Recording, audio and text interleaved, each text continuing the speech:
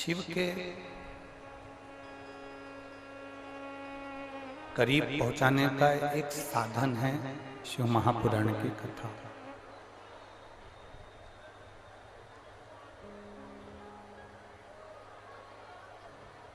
जो भगवान देवाधिदेव महादेव के नजदीक पहुंचाते हैं, भगवान शिव के करीब पहुंचाते हैं।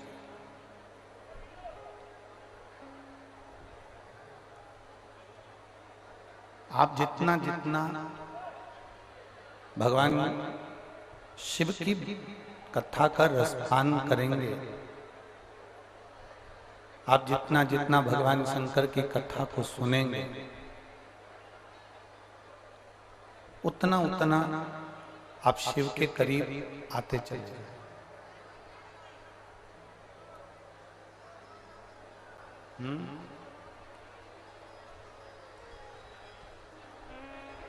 जितना जितना कथा को सुनते जाएंगे, जितना जितना शिव महापुराण का रसमृत धारण करते जाएंगे,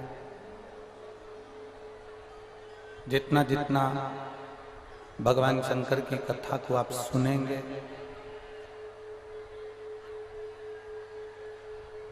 उतना उतना आप शिव के करीब आते चले जाओ, भगवान शंकर के करीब आते चले जाओ।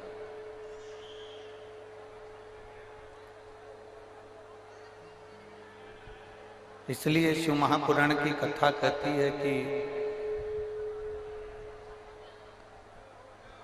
शिव पुराण भगवान शंकर तक पहुंचाने का एक पत्र है।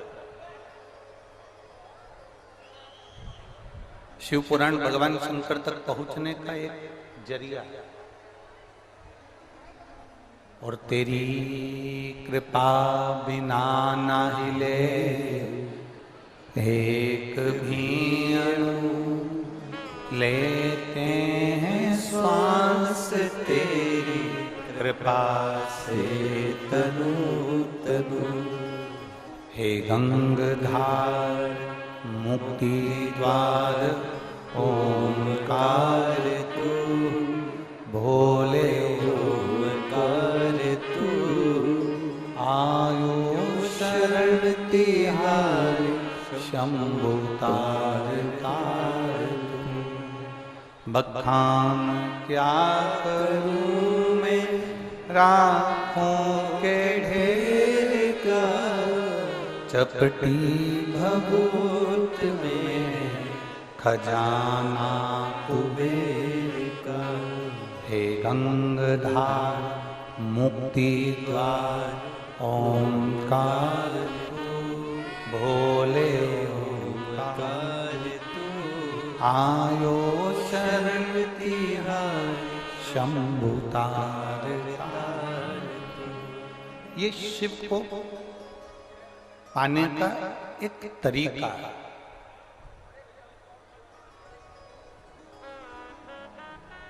शिव तक पहुंचने का एक जरिया है शिव महापुराण की कथा, भगवान शंकर की पवित्र कथा।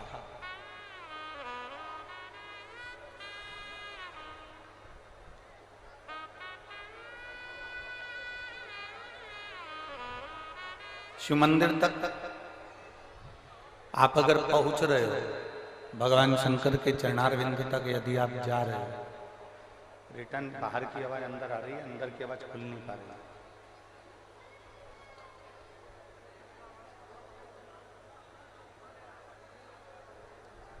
आप यदि भगवान शिव की मंदिर तक जा रहे हो, भगवान शंकर के द्वार तक जा रहे हो,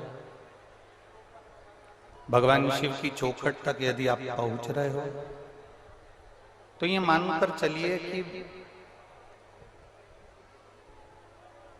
आपने अपनी खुशियों के दरवाजे तक पहुंचने का लक्ष्य बना लिया।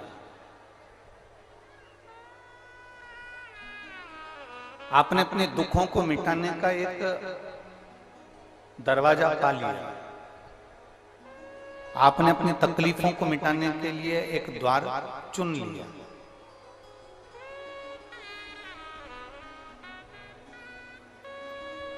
शिव महापुराण की कथा कहती है जो शिव का हो गया, जो एक बार भगवान देवादिदेव महादेव के मंदिर तक पहुंचकर भगवान शंकर को एक लोटा जल समर्पित करना जो प्रारंभ कर देता है, जो शिव के शिवालय तक पहुंचना जान गया, जो शंकर के मंदिर तक पहुंचना जान गया, जो शंकर की चौखट तक पहुंचना जान गया, तो ये निश्चित मानकर चलना कि तेरी दुख की घड़ी में महादेव भी तेरे दरवाजे तक पहुंचना जान गया। ये निश्चित। बोल बम का नारा है, सारी समस्या का हल। आप उस तक पहुंचे हो, वो आप तक पहुंचे।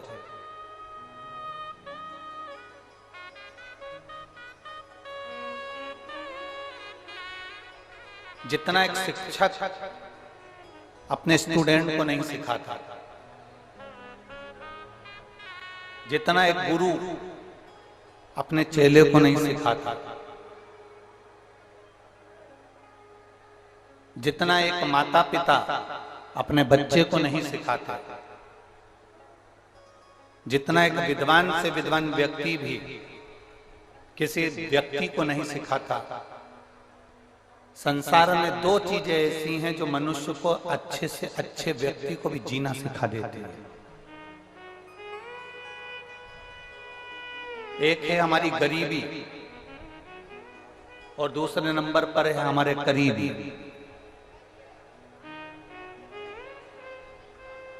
एक गरीबी, एक करीबी। करीबी का मतलब होता है जो हमारे करीब में रहने वाले हैं, हमारे परिचित हैं, हमारे साथ उठने बैठने वाले हैं, हमारे साथ रहने वाले हैं, हमारे संग चलने वाले हैं, हमारे साथ आगे बढ़ने वाले हैं, हमारे कदम से कदम मिलाकर चलने वाले हैं, ऐसे करीबी।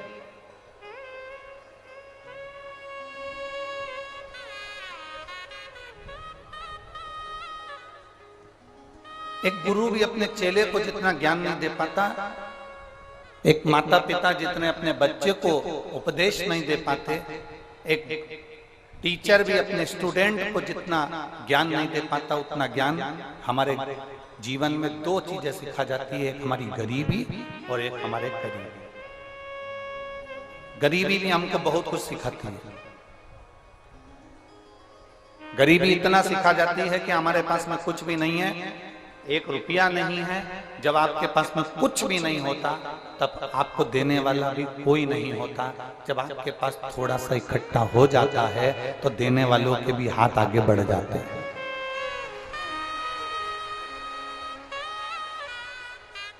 एक गरीबी और एक करीबी। गरीबी भी हमको बहुत सिखा देती है। जब आपकी परिस्थिति ठीक नहीं है ना, आपके साथ में कोई नहीं। जब आपकी परिस्थिति ठीक हो गई ना, तो आपके साथ में भी ढेर सारे खड़े हो जाएंगे। थोड़ा सा धन बढ़ा कि आपके पहचान वाले बढ़ जाएंगे। थोड़ी सी संपदा बढ़ी कि आपके रिश्तेदार, नातेदार, कुटुंब, कबीले सब बढ़ जाएंगे।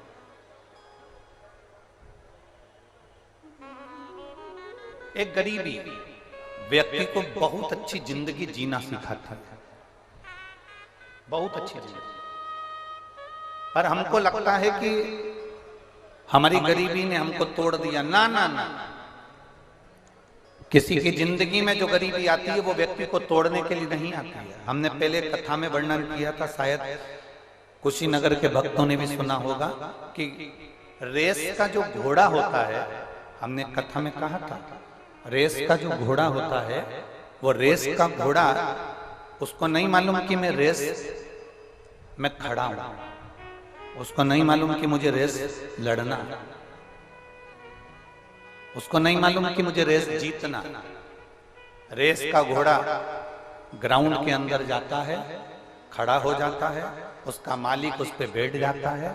मालिक जितना जितना उसको मारता है, मालिक जितना जितना उसको पिन चुभोता है, घोड़े को दर्द होता है, घोड़े को कष्ट होता है और घोड़ा दौड़ता है। घोड़े को कष्ट होगा, घोड़ा दौड़ेगा, घोड़े को तकलीफ होगी, घोड़ा दौड़ेगा। मालिक घोड़े के ऊपर बैठा हुआ और घोड़े को कष्ट दे रहा है, घोड़े को तकलीफ दे रहा है, घोड़े को दर्द दे रहा है, तो घोड़ा दौड़ रहा है। घोड़े को नहीं मालूम कि मुझे रेस में खड़ा करा गया है, घोड़े को नहीं मालूम कि मुझे रेस जीतना है। घोड़ा तो इसलिए दौड़ता है क्योंकि उसको कष्ट होता है, उसको तकलीफ होती है, उसको दर्द होता है, तो वो दौड़ता है। इतना दौड़ता है, इतना दौड़ता है कि दौड़ते दौड़ते वो आगे निकल जाता है और रेस में जीत जाता है।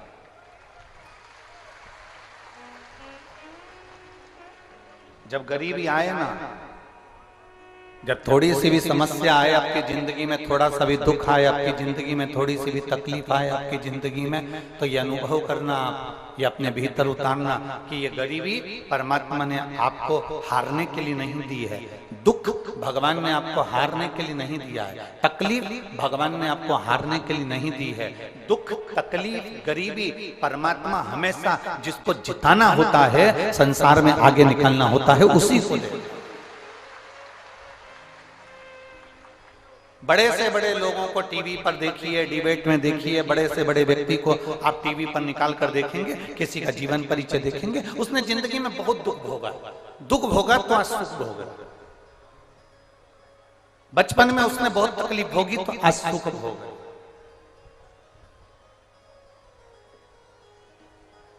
थोड़ी तकलीफ जिंदगी में आती है तो हमको सिखाने के लिए आता है, थोड़ा दुख हमारे जीवन में आता है तो हमको सिखाने के लिए आता है।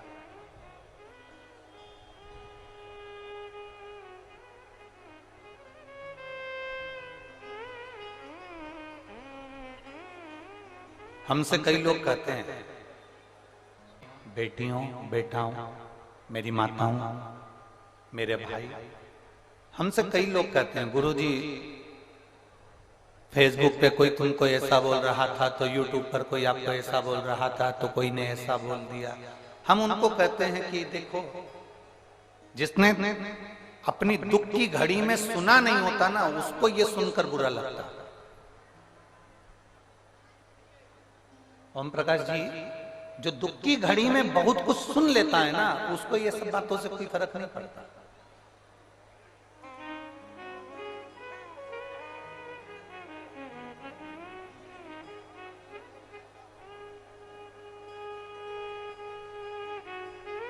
बहुत जो सुनता है, बहुत सुनता है, फिर बाद में उसको कोई कुछ भी कहे, उसको कोई फर्क नहीं पड़ता, कोई फर्क नहीं। दरवाजे में हमारी उंगली आ जाती है, दरवाजे में कभी कभी आपकी भी उंगली फंस गई होगी, आ गई होगी।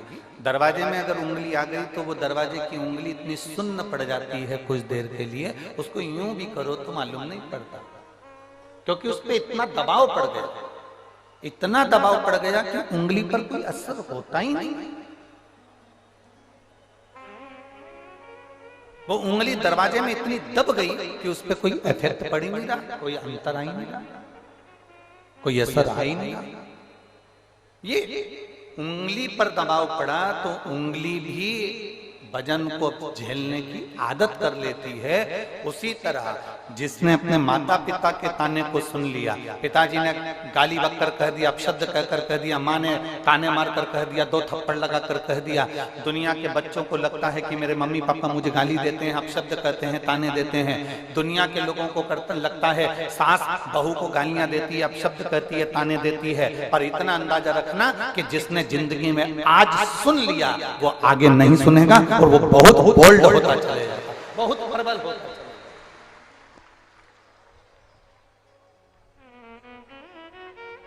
एक गरीबी और करीबी, करीबी मतलब पास में रहने वाले, गरीबी और करीबी ये 2 ऐसे टीचर हैं, ये 2 ऐसे गुरु हैं जो जिंदगी में हर व्यक्ति को उज्जवल बना देते हैं, एक व्यक्ति को आगे बढ़ना सिखा देते हैं।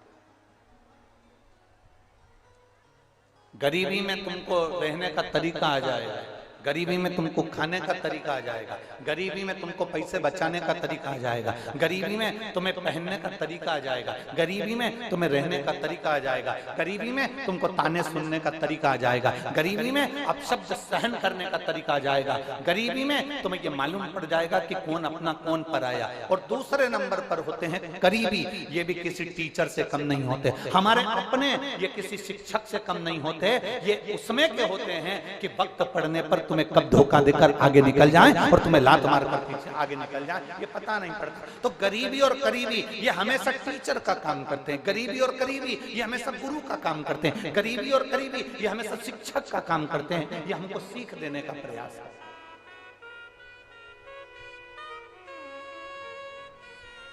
कोई दूसरा नहीं होता हमको सीख देने वाला। आप शिव महापुराण की कथा को देखिए, भगवान शंकर बैठे हैं, शिव जी बैठे हैं और माता पार्वती जी ने आकर उनके आंखों पर अपने हाथ रख दिए।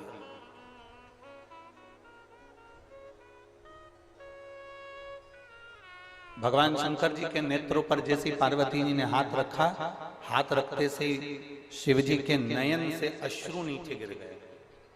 अश्रु से एक बेटा हो गया जिसका नाम था अंधकासुर, जिसका नाम है अंधकासुर।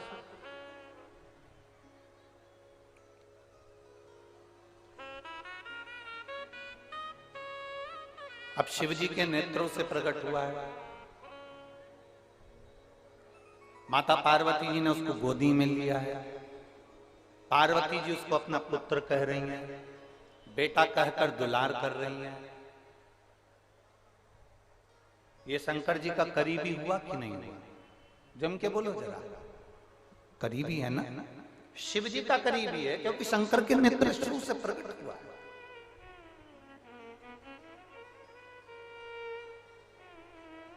भगवान शंकर के नेत्र शुरू से प्रगटा है।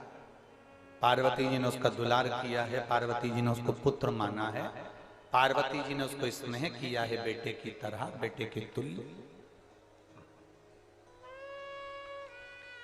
करीबी है। अब यही अंधकासुर शिव जी के कहने पर माता पार्वती जी ने इसको समुद्र में पटक दिया।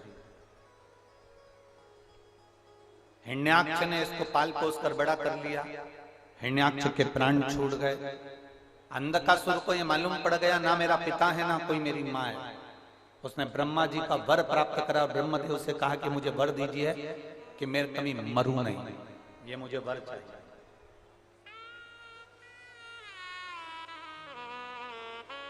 मेरे कभी प्राण ना छूटे, ये मुझे वर दीजिए। और संसार सागर में जिसने जन्म लिया है उसको जाना है। मेरे राम जी भी अगर इस पृथ्वी पर आए हैं तो वो भी गए हैं। मेरे भगवान कृष्ण भी इस पृथ्वी पर आए हैं तो वो भी गए हैं। मेरे भगवान गौतम बुद्ध भी इस पृथ्वी पर आए हैं तो वो भी गए हैं। संसार सागर में जिसने जन्म लिया वो गया, पर कुछ कर्म अच्छा कर कर जा, कुछ नेक कर्म कर कर जा। रामकृष्ण परमहंस है, मीराबाई है, कर्माबाई है, स्वामी विवेकानंद जी हैं, नरसिंह मेहता, प्रहलाद, ध्रुव, कुछ अच्छा कर्म कर कर जा।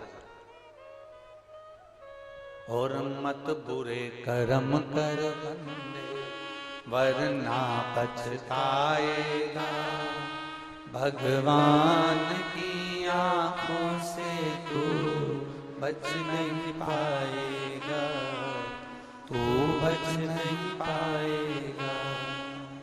अरे ओ अज्ञानी मत कर नादानी, अरे ओ अज्ञानी मत कर नादानी।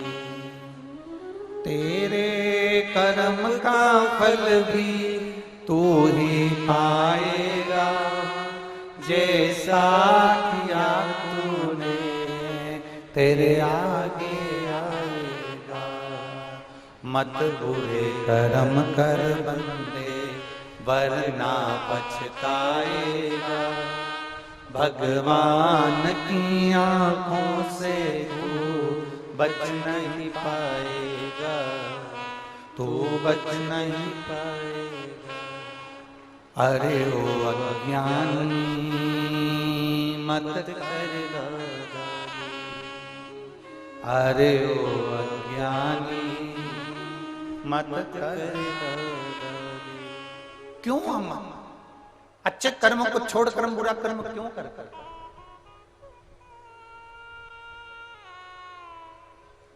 कुछ अच्छा करने का प्रयास करिए, संसार को कुछ अच्छा देने का प्रयास करिए। इसी प्रागण्य की मैं इसी शिव महापुराण का एक वर्णन करना चाहेंगे। आप अपने घर से किसी के लिए पानी भरकर लाए, और मुझे उम्मीद है आप में से कई लोगों ने ऐसा कर कर देखा होगा, और उसको उसका, और ये जो हम कथा बोल रहे हैं, जो हम बोल रहे हैं, ये आपके अनुभव की बात बोल रहे हैं। आप अनुभव कर कर देखिएगा, आपके साथ हुआ होगा।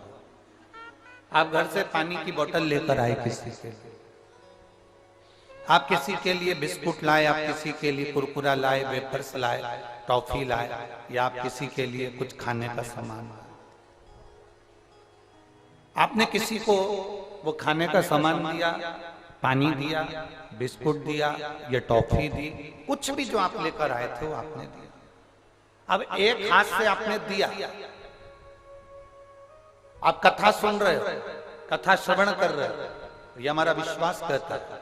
दूर मत जाओ कि भगवान, अपन कहते हैं ना, जैसे अपन कथा में कहते हैं कि ये हाथ दो वो हाथ लो, आप कथा में कर कर भी देखना, आप एक हाथ से बिस्कुट दे भी देते हो, एक हाथ से टॉफी दे भी देते हो, इतनी देर में 3 घंटे की 4 घंटे की इस कथा में तुम्हारी गोदी में फिर कहीं ना कहीं से एक हाथ बिस्कुट का पैकेट या टॉफी या पानी की बोतल या पाउच आ ही, ये हमने दिया और ऐसा ही हमने वापिस प्राप्त किया।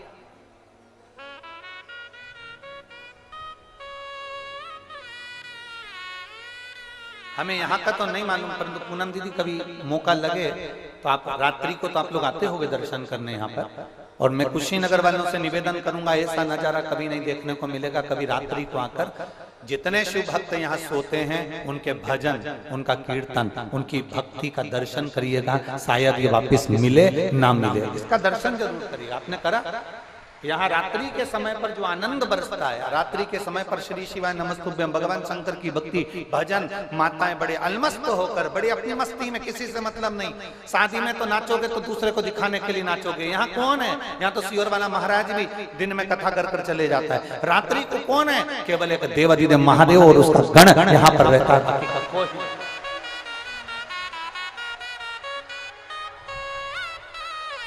यहाँ कौन देख रहा है? रात्रि के समय पर कौन? अरे मोर नाचा किसने देखा? हम कहते वो नारायण ने देखा। आप कथा के पंडाल में बैठकर भगवान का भजन करते हो, रात्रि को कीर्तन करते हो, मंत्र जाप करते हो, नाम स्मरण करते हो। ये मत सोचना मुझे कौन देख रहा है, देखेगा वो, अपने को नहीं देखते।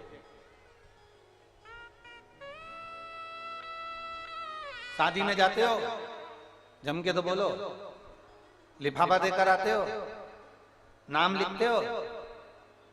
जब तुम शादी में गए, सबने देख लिया तुमको कि भानु प्रताप आया है, तो फिर लिफाफे में नाम लिखने की जरूरत क्या है?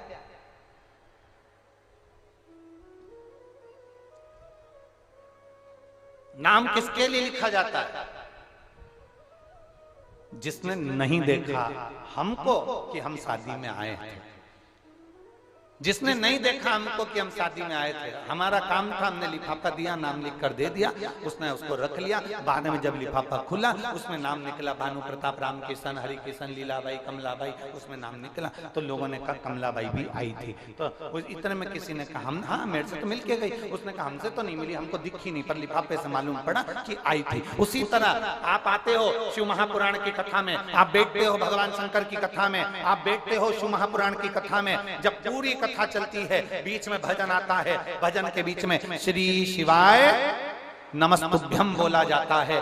तुम और हम दोनों मिलकर जब श्री शिवाय नमस्तुभ्यम बोलते हैं, तो ये समझ लेना कि हमने उस महादेव को एक लिफाफा भेज दिया, जिस लिफाफे में नाम लिखकर भेजा है कि ये परमात्मा, हम तुम्हारे नाम का स्मरण कर, उच्चारण कर।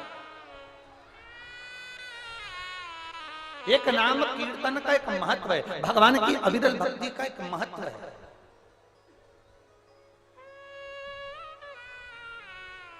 संत साधु गुरुजन महात्मा जोगी सन्यासी तपस्वी साधक उपासक ये सब का जन्म मृत्यु लोक पर होता है। भजन करते हैं, कीर्तन करते हैं, साधना करते हैं और भगवत स्मरण कर कर अपने अपने धाम को फिर चले जाते हैं। साधना करिए और चले। आज हमारी भारत की भूमि के बहुत विद्वान प्रबल संत आचार्य भगवान चलते फिरते तीर्थ, चलते फिरते मंदिर, चलते फिरते ग्रंथ श्री आचार्य भगवान श्री श्री विद्यासागर जी महाराज, जिन्होंने अपने संपूर्ण जीवन में तप ज्ञान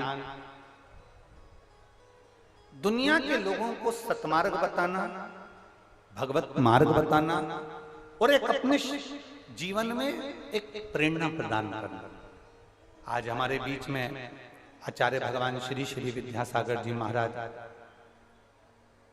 जो जिन्होंने अपनी ज्योति को परमात्मा में विलीन किया है, इस व्यासपीठ से शिव महापुराण के माध्यम से और संपूर्ण शिव भक्तों की ओर से इस व्यासपीठ से पूज्य गुरुदेव के शरीर छोड़कर ये ज्योति परमात्मा में आज इनकी विलीन हुई है।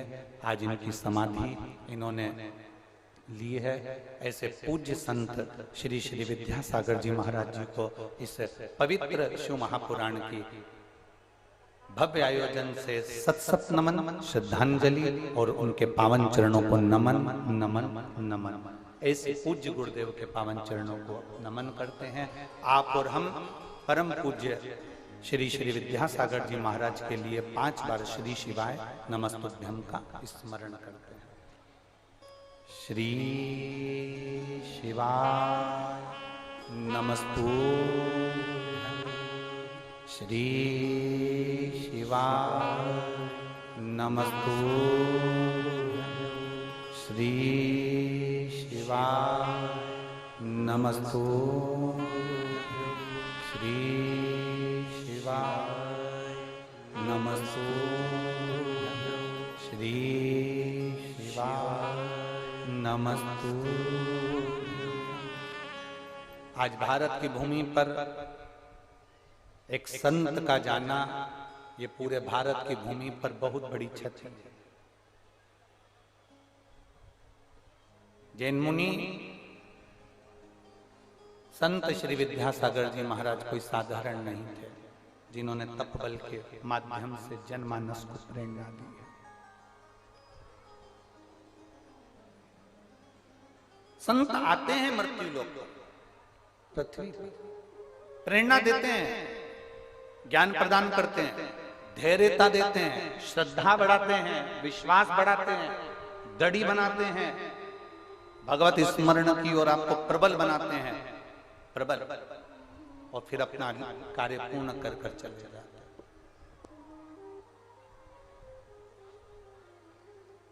शिव कथा कह रही है, एक गरीबी और एक करीबी, ये बहुत बड़े टीचर हैं, बहुत बड़े शिक्षक हैं, बहुत बड़े शिक्षक, ये हमको प्रेरणा देते रहते हैं। जितने भी हमारे करीब में रहने वाले होंगे, जितने हमारे नजदीकी होंगे, एक दिन यही हमको ज्ञान देकर जाएंगे। बेटी से प्रेम होता है, एक दिन बेटी भी आपको ज्ञान दे देगी। जमाई से प्रेम होता है, एक दिन जमाई आपको ज्ञान दे देगा। बेटे से प्रेम होता है, एक दिन बेटा आपको ज्ञान दे देगा। बहू से प्रेम होता है, एक दिन बहू आपको ज्ञान दे देगी। स्वयं कपिल देव जी महाराज का संवाद करता है, अपनी माता देवती को ज्ञान प्रदान कर रहा है।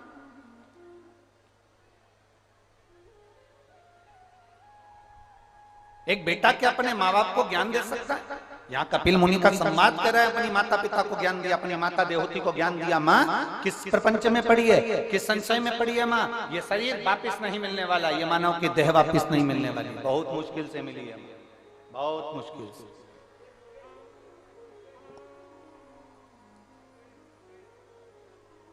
83,99,999 योनियां काटी हैं, तब ये 84,00,000वें नंबर की यह मनुष्य की देह पाई है। 83,99,999 योनियां काटने के बाद यह मानव का शरीर मिला। उस शरीर को ऐसे ही गंवा दो, इस शरीर को ऐसे ही फेंक दो। कर्म अच्छा कर, कर्म अच्छा करिए, श्रेष्ठ कर्म करने का प्रयास करिए। जितना अच्छा कर सकते हो उतना अच्छा करने का प्रयास करिए, जितना अच्छा कर सकते।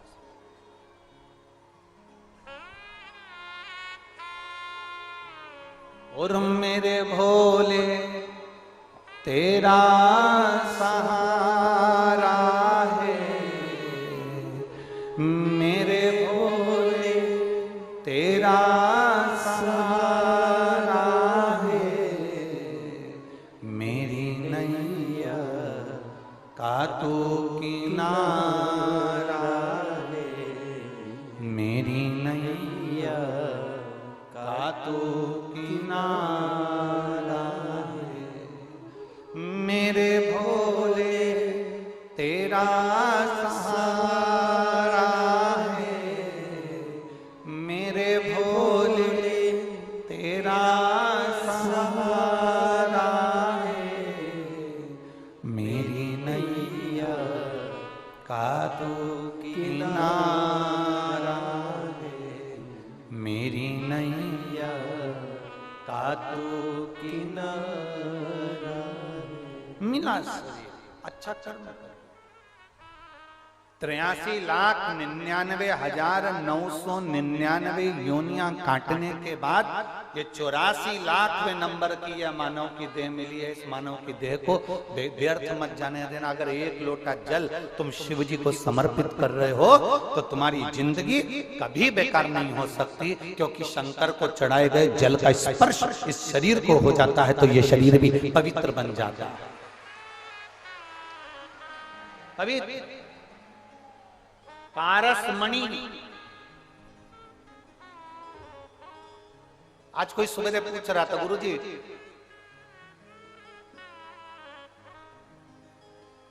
शिव जी का शिवलिंग और पारसमणि, इन दोनों में क्या अंतर है? शिव जी का शिवलिंग और पारसमणि में क्या अंतर है? कोई कह रहा था इन दोनों में अंतर क्या है? हम एक बात जरूर कहेंगे इसका अंतर। पारसमणि और भगवान शंकर के शिवलिंग में एक अंतर भारी है।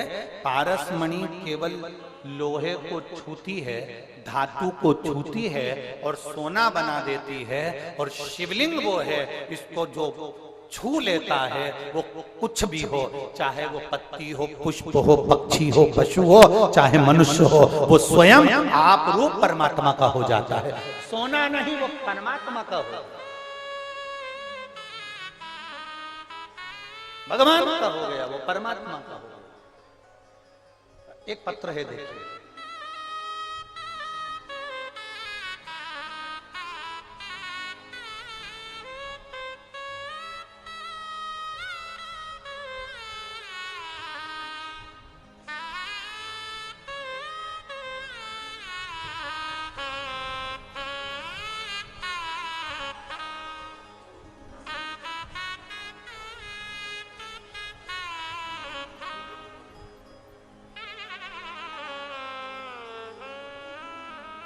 कविता शुक्ला, गोरखपुर बिहिया PSC कैंप के रहने वाले हैं। कहीं बैठी हो तो हाथ हिला सकते हैं। कविता शुक्ला, गोरखपुर बिहिया PSC कैंप की रहने वाली हैं। कहीं बैठी हैं, हाथ हिला। बच्चा आया है साथ में? हाँ, लिया इसके लिए। गुरुजी शिव जी पे चढ़ाए गए एक लोटा जल और पशुपतिनाथ के व्रत का मैं वर्णन करना चाहता हूं। शादी के कई सालों तक हमने इंतजार करा कि संतान होगी। हमने टेस्ट बेबी भी करवाया पर संतान का सुख नहीं हुआ। 1 साल 2 साल 4 साल 5 साल 10 साल 15 साल इंतजार करा पर संतान का सुख नहीं। 15 वर्ष निकल गए पर औलाद नहीं हुई गुरुदेव। और 15 साल निकलने के बाद तो लोग भी आशा छोड़ देते हैं कि बच्चा होगा कि नहीं होगा। टेस्ट बेबी वाले के यहाँ हम टेस्ट बेबी के लिए गए, ट्रीटमेंट लिया, पर उसने भी मना कर दिया कि तुम्हें संतान नहीं हो सकता। हम हार गए। उसी दौरान मेरी पड़ोसन ने मुझसे कहा कि आप एक काम करा करो, आस्था चैनल पर शिव महापुराण की कथा आती है, वो सीहोर वाला महाराज वास्ता आसन लगाकर टीवी के सामने, भले तुम सोफे पर बैठो, पलंग पर बैठो, जमीन पर बैठो, तुम्हारी मर्जी पड़े जहां बैठो, पर बैठ के सुनना। आसन लगाकर बैठ जाना, कथा सुनना और बाबा से विनती करना। कथा के अंदर जब श्री शिवाय नमस्तुभ्यम बोला जाए उस समय पर विनती करना बाबा से, बाबा जरूर दे।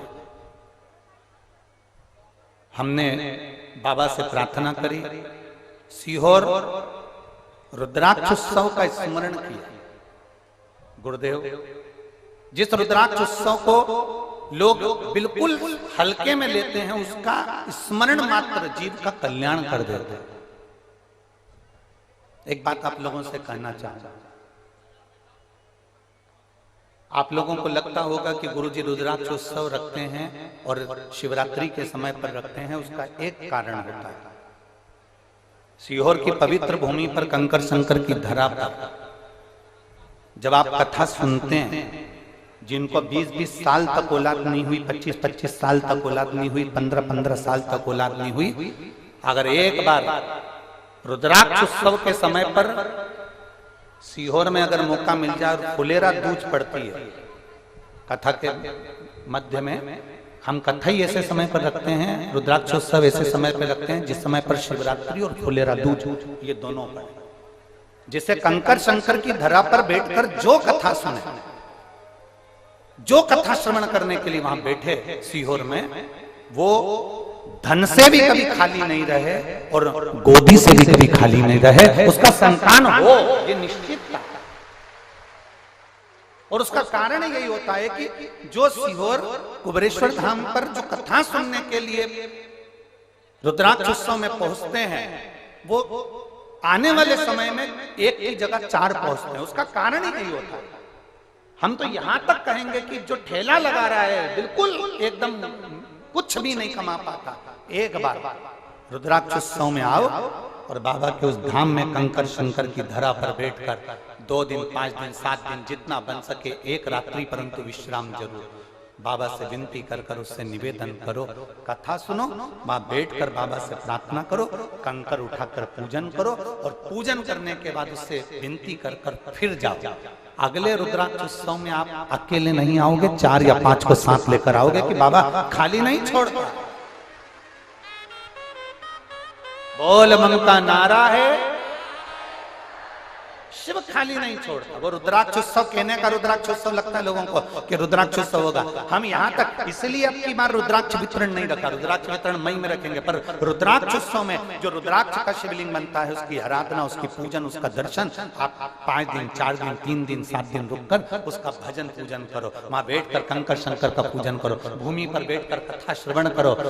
12 ज्योतिर्लिंग के मध्य में ये कुबेरेश्वर धाम की भूमि है जहां बैठकर हम भगवान की भक्ति करते हैं। इस बहन ने लिखा 15 साल तक आस छोड़ दी थी कि संतान नहीं होगी, पर हमने आसन लगाकर रुद्राक्ष उत्सव का स्मरण कर कथा का रसपान किया, बाबा से विनती करी और बाबा ने ऐसी कृपा करी गुरुदेव, जो डॉक्टरों ने भी मना कर दिया था। 15 साल के बाद मुझे संतान की प्राप्ति हुई। मैं बाबा को यहाँ प्रणाम करने के लिए 15 वर्ष के बाद जो औलाद दे दे वो साधारण नहीं है।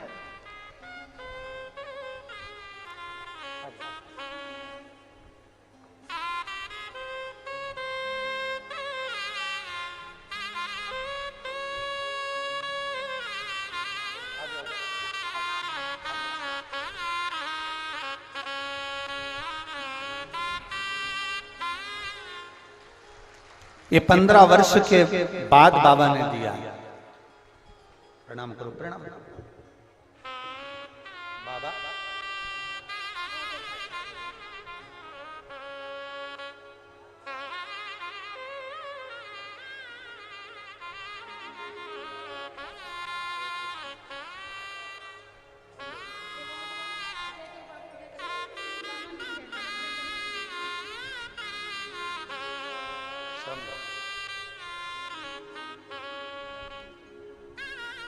इसमें इन्होंने लिखा कविता शुक्ला ने, गुरुदेव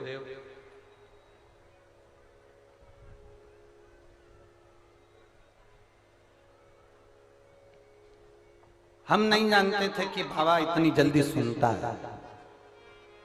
इन्होंने पत्र में लिखा, हम नहीं जानते थे कि शिव इतनी जल्दी सुन लेता है। और जितने आस्था चैनल पर कथा सुन रहे हैं, जितने आस्था चैनल पर कथा सुन रहे हैं,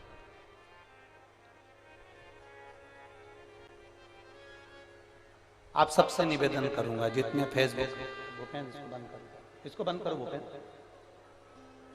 इसको बंद करो।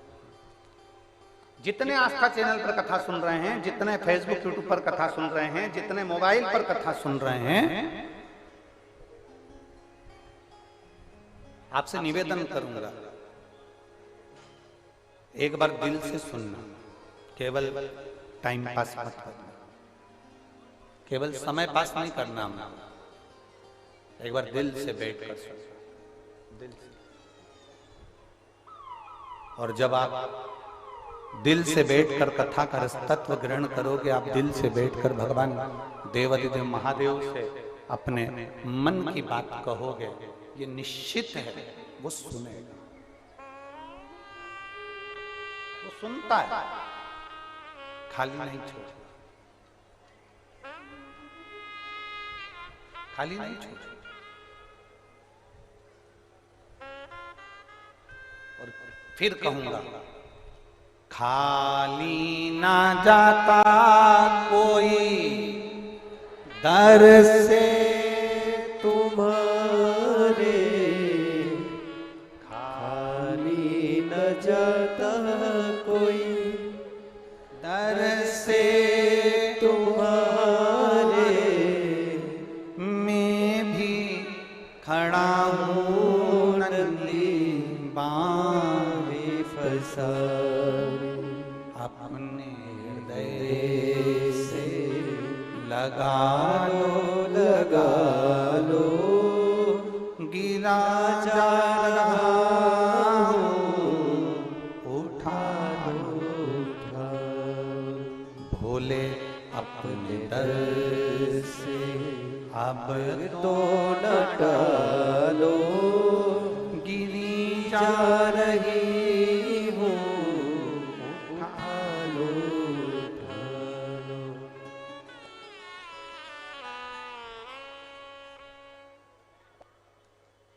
वो कृपा करता है तो दुनिया को भी लगता है कि ये कृपा कैसे कर रहा है।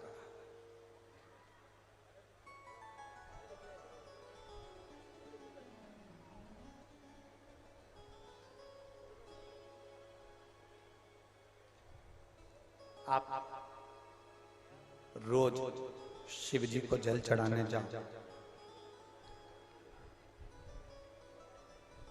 रोज जल चढ़ाओ,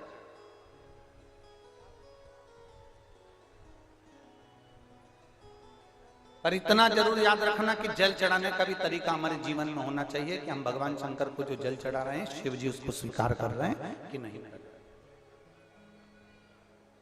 जब से आपने शिव महापुराण की कथा सुनना चालू करी, इसके पहले भी आप शंकर जी के मंदिर जाते थे, बोलो री जी, जाते थे कि नहीं जाते थे?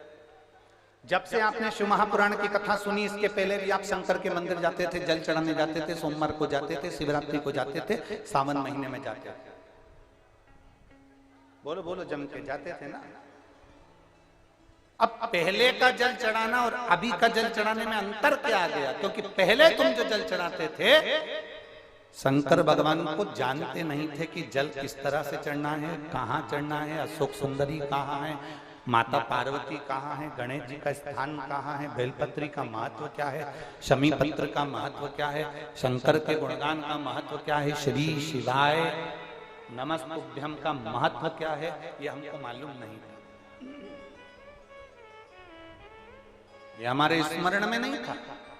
अब तुम जान गए, अब तुम पहचान गए कि जल चढ़ाने का महत्व क्या है, कहां जल चढ़ाना,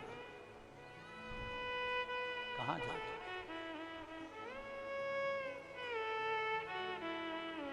अब तुम्हें स्मरण में आ गया।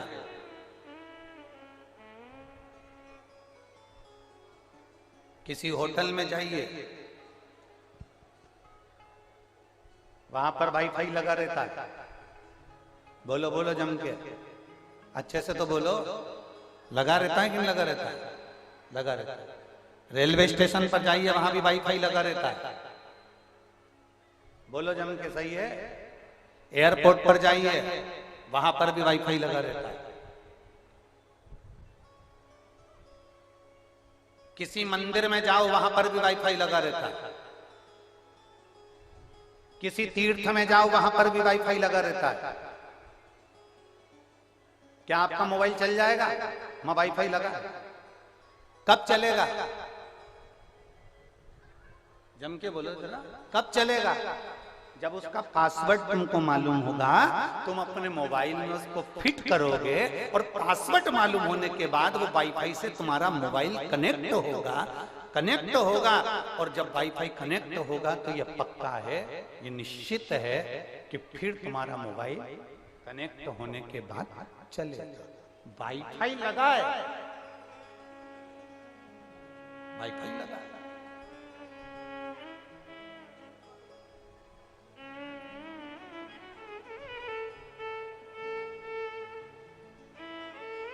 वाईफाई लगा, अरे पासवर्ड ही नहीं मालूम है आपको।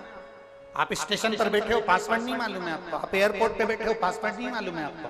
आप होटल में बैठे हो, पासवर्ड नहीं मालूम है आपको। आप मंदिर में बैठे हो, पासवर्ड नहीं मालूम है आपको। वाईफाई जरूर लगा है, पर इसका पासवर्ड मालूम होगा। आपके मोबाइल में आप फिट करेंगे, कनेक्ट हो जाएगा। जब कनेक्ट हो जाएगा तो आपका मोबाइल चलना प्रारंभ हो जाएगा। उसी तरह कई लोग ऐसे हैं जो शिव महापुराण की कथा में आते जरूर हैं। कई लोग ऐसे हैं जो शंकर के मंदिर में एक लोटा जल चढ़ाने जाते जरूर हैं। कई लोग ऐसे हैं जो शंकर भगवान के मंदिर में पूजन करने जाते जरूर हैं। कई लोग ऐसे हैं जो पशुपतिनाथ का व्रत भी करते हैं। पर सही ईमानदारी की बात तो यह है कि सब दूर वाईफाई लगा हुआ है, पर तुम्हें उसका पासवर्ड मालूम होना चाहिए और तुम्हारा मोबाइल कनेक्ट होना चाहिए। तुम पशुपति व्रत करो, मना नहीं है, पर ये दिल को कनेक्ट तो करो। अगर पासवर्ड मालूम है श्री शिवाय नमस्तुभ्यम, पंचाक्षर मंत्र मालूम है नमः शिवाय, षडाक्षर मंत्र मालूम है ओम नमः शिवाय, जब हम भगवान के मंत्र को जपते हैं, शिव महापुराण की कथा को जब हम श्रवण करने बैठते हैं, तो हमारे मोबाइल को हम वाईफाई से कनेक्ट कर लेते हैं। वो देवाधिदेव महादेव से कनेक्ट कर लेते हैं, इसलिए बाबा हमारी सुन लेता है, हमारा मोबाइल चालू हो जाता है। हम उससे कनेक्ट हो रहे हैं।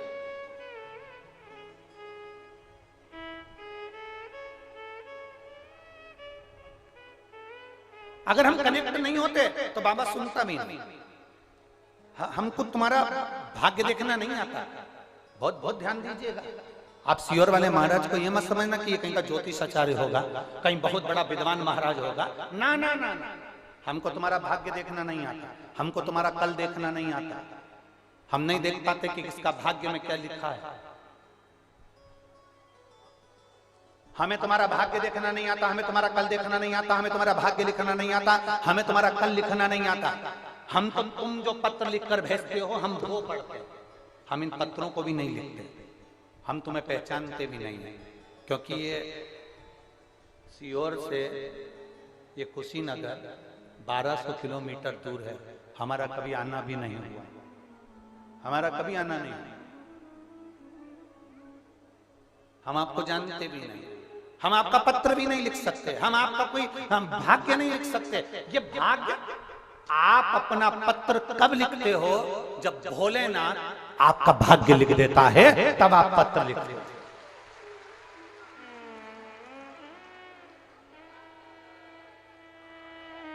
सियोर वाला महाराज पत्र नहीं लिखता, सियोर वाला महाराज कुछ पत्र में नहीं लिखेगा, सियोर वाला महाराज तुम्हारा भाग्य नहीं लिखेगा। पर भोलेनाथ पर जल चढ़ाते चढ़ाते चढ़ाते चढ़ाते पशुपति व्रत करते करते, जब तुम भगवान का भजन करते करते शिव पुराण सुनते सुनते, तुम्हारा वो वाईफाई से तुम्हारा मोबाइल, तुम्हारा दिल जब कनेक्ट हो जाता है, तो वो शंकर तुमको चलाना सिखा देता है। और तुम्हारा जब कार्य पूर्ण करता है तो तुम पत्र लिखते हो, ये दूसरा कोई नहीं लिखता।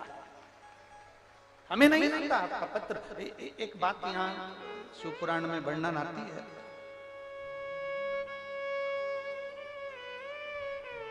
मेहनत का फल, मुसीबत का हल और तुम्हारा कल। फिर से बोलो हमारे साथ में, मेहनत का फल, मुसीबत का हल और तुम्हारा कल। क्या होगा ये दुनिया का कोई नहीं बता सकता, केवल महादेव बता सकते हैं। तुम्हारी मुसीबत का हल कैसे होगा ये महादेव को मालूम है, तुम्हारा कल कैसे होगा ये महादेव को मालूम है।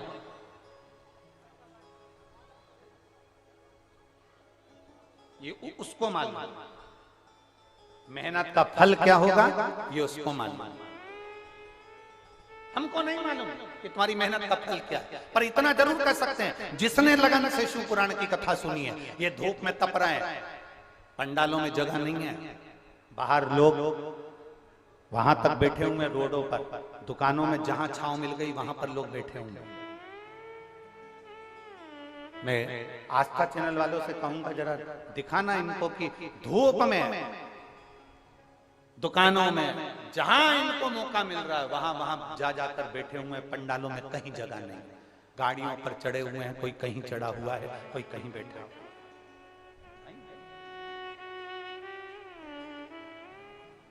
इतना जरूर कहूंगा कि तुम जो मेहनत कर कर यहां तक पहुंचे हो, पैदल चलकर तुम यहां तक पहुंचे हो, तुम्हारी मेहनत का फल, और तुम जिस लिए आए हो कि मैं बड़े मुसीबत में फंसा हुआ हूं, मेरा बाबा इसका हल निकालेगा, मुसीबत का हल और जो आने वाला तुम्हारा कल है, ये तीन चीजें मेरा महादेव तुम्हें जरूर सफल बनाकर भेजेगा, निश्चित। और शंभो शरण पड़ी मांगो घड़ी रे घड़ी, दुख काटो दया करीन दर्शन आपो। शंभो शरण पड़ी मांगू घड़ी रे घड़ी, दुख काटो दया करीन दर्शन आपो। देता जरूर है। आपका विश्वास जिस दिन कनेक्ट हो गया, वाईफाई से मोबाइल जिस दिन कनेक्ट हो गया, अगर पासवर्ड मालूम है तो कनेक्ट हो जाएगा। यहां बैठे हो और तुम्हारा दिल कनेक्ट हो गया कि महादेव है और मेरी दुख की घड़ी में मेरा महादेव मेरे साथ होगा। जिस दिन तुम्हारे मन ने यह मान लिया कि अब मैं नहीं डरूंगी, अब मैं काम करूंगा, दिल से करूंगा और मेरे साथ मेरा शंकर कंकर चलेगा, कुबेरेश्वर महादेव चलेगा। एक पत्र है, एक पत्र में लिखा,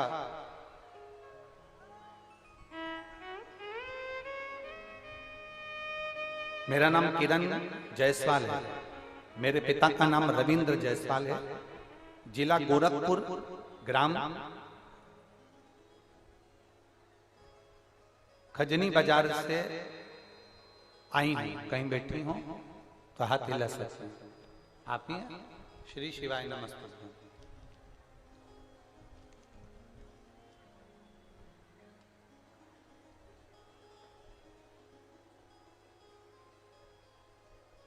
पत्र में अच्छी बात लिखी है, गोरखपुर में भी कथा बाबा होना चाहिए, लिखा है।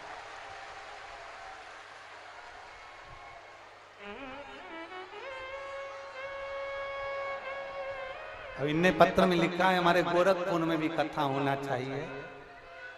वहां मेरे शंकर के गोरखपुर में मेरे शंकर के दो रूप रहते हैं, एक गोरखनाथ, एक योगीनाथ।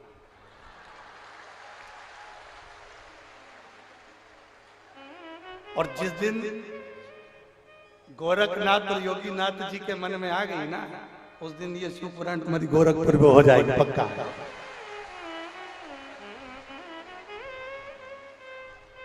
ये गोरखपुर में हो जाएगा। गुरुजी, मेरा नाम किरण जायसवाल है, मेरे पिता का नाम रविंद्र जायसवाल है। रविंद्र जी आए हैं क्या? हाथ हिलाओ। आ जाइए रविंद्र जी, आप आओ और किरण जायसवाल भी उनके साथ में आ जाइए, बस 2 जनी आ जाओ, किरण जायसवाल जी और रविंद्र। मेरा नाम किरण जायसवाल है, मेरे पिता का नाम रविंद्र जायसवाल है, जिला गोरखपुर, ग्राम खजनी बाजार से आई हूं। मैं 1 लोटे जल का वर्णन करना चाहती हूं गुरुदेव। हम कभी शिव जी के मंदिर नहीं जाते थे, हम शंकर का गुणगान नहीं करते थे। पहली बार आपकी कथा केवल मोबाइल के माध्यम से सुनी थी और आपसे भी निवेदन करते, आपके पास में अगर शंकर की कथा, कुबेरेश्वर धाम की कोई लीला, भगवान शिव की कथा का कोई क्लिप अगर आपके पास में आता है, इस पवित्र शिव महापुराण की कोई क्लिप आपके मोबाइल पर आती है, तो आपको भी फर्ज बनता है कि सारे ग्रुपों में भेजा करो, हो सकता है किसी का भाग्य खुल जाए, किसी का भविष्य अच्छा हो जाए, भेजा करो। पर कई लोग नकली क्लिप बना लेते हैं, उसमें कुछ फोटो हमारा लगा देते हैं, बोलने वाले दूसरे हो जाते हैं। आपको क्लिप भेजना वो चाहिए जो व्यासपीठ की कटी हुई हो, जो व्यासपीठ पे बोलते हुए हो, दिखते हुए हो और हम बताते हुए हो, वो क्लिप आप दुनिया को भेजो, मना नहीं। पर नकली मत भेजना कि कोई नकली काम कर जाए और दिक्कत। गुरुजी एक मोबाइल पर क्लिप देखी, उस क्लिप से आशा जगी। मेरे पिताजी की दोनों किडनियां खराब हो गई, डॉक्टर ने उनको बिल्कुल डायलिसिस पे डाला, उनकी हर्नियां बढ़ गई और हार्ट जैसी प्रॉब्लम हो गई। पलंग पर रहना, किडनियों ने काम करना बंद कर दिया। डॉक्टर के हिसाब से तो ये किडनी ट्रांसफर करना पड़ेगी, कोई हो तो दे। अभी इस अवस्था में कौन किडनी कहां से बदलेगा, कौन देगा, पैसा कहां से आएगा, कैसे होगा? बाबा केवल आपकी एक मोबाइल पर क्लिप देखी थी कि पीपल का पत्ता गलाकर उसका पानी शिव को चढ़ाकर उसका आचमन सुबह सुबह करना था, जिसमें अवधूतेश्वर महादेव का आपने नाम दिया। भगवान शिव ने ऐसी कृपा करी गुरुदेव, 15 दिन के बाद हमने वो प्रयोग करा। प्रयोग करने के बाद हम डॉक्टर को दिखाने के लिए गए, और दिखाने के लिए गए तो डॉक्टर के हिसाब से दोनों किडनियों ने काम करना प्रारंभ कर दिया। हम बाबा को धन्यवाद देने के लिए आए हैं, ये बाबा की कृपा है। इन्होंने एक लाइन बहुत अच्छी लिखी है कि लुटा दिया भंडार काशी वाले ने, कर दिया माला काशी वाले। गुरुजी मैं अपना मोबाइल नंबर देती हूँ, मैं छाती ठोक कहती हूँ कि मेरा देवाधिदेव महादेव जब भी देता है छप्पर फाड़ कर देता है। ये शिव तत्व योग है, ये त्रिकालदर्शी है कैलाश। बोल बम का नारा है, शिव तत्व को जानो, भगवान शंकर की अविरल भक्ति को पहचानो। इस शिव महापुराण को हल्के में मत लो, आप बैठकर सुन जरूर रहे हो, दिल से आप धारण कर रहे हो, ग्रहण कर रहे हो, पर इतना विश्वास मानकर चलना कि मेरा शंभू तुम्हारी झोली को खाली नहीं भेजेगा, भर कर भेजेगा। वो इतना देकर भेजेगा कि आप आनंद में हो।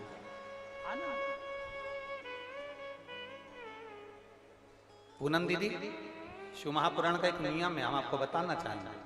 बड़ा भारी नियम है शिव पुराण का, एक नियम सबसे भारी, और जितने लोग सुन रहे वो भी अच्छे से सुन। शिव महापुराण का एक नियम बड़ा भारी है। एक बार जो शिव पुराण की कथा करवा लेता है, बाबा उसकी झोली इतनी भर देता है कि वो 2 साल में वापस कथा लेने के लिए आ जाता है। ये शिव पुराण का बड़ा भारी है, इतना बाबा दे देता है। अजय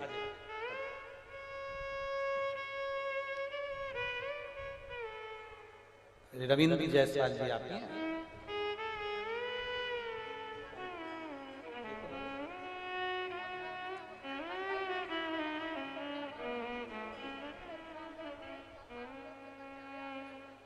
ठीक है ना बता?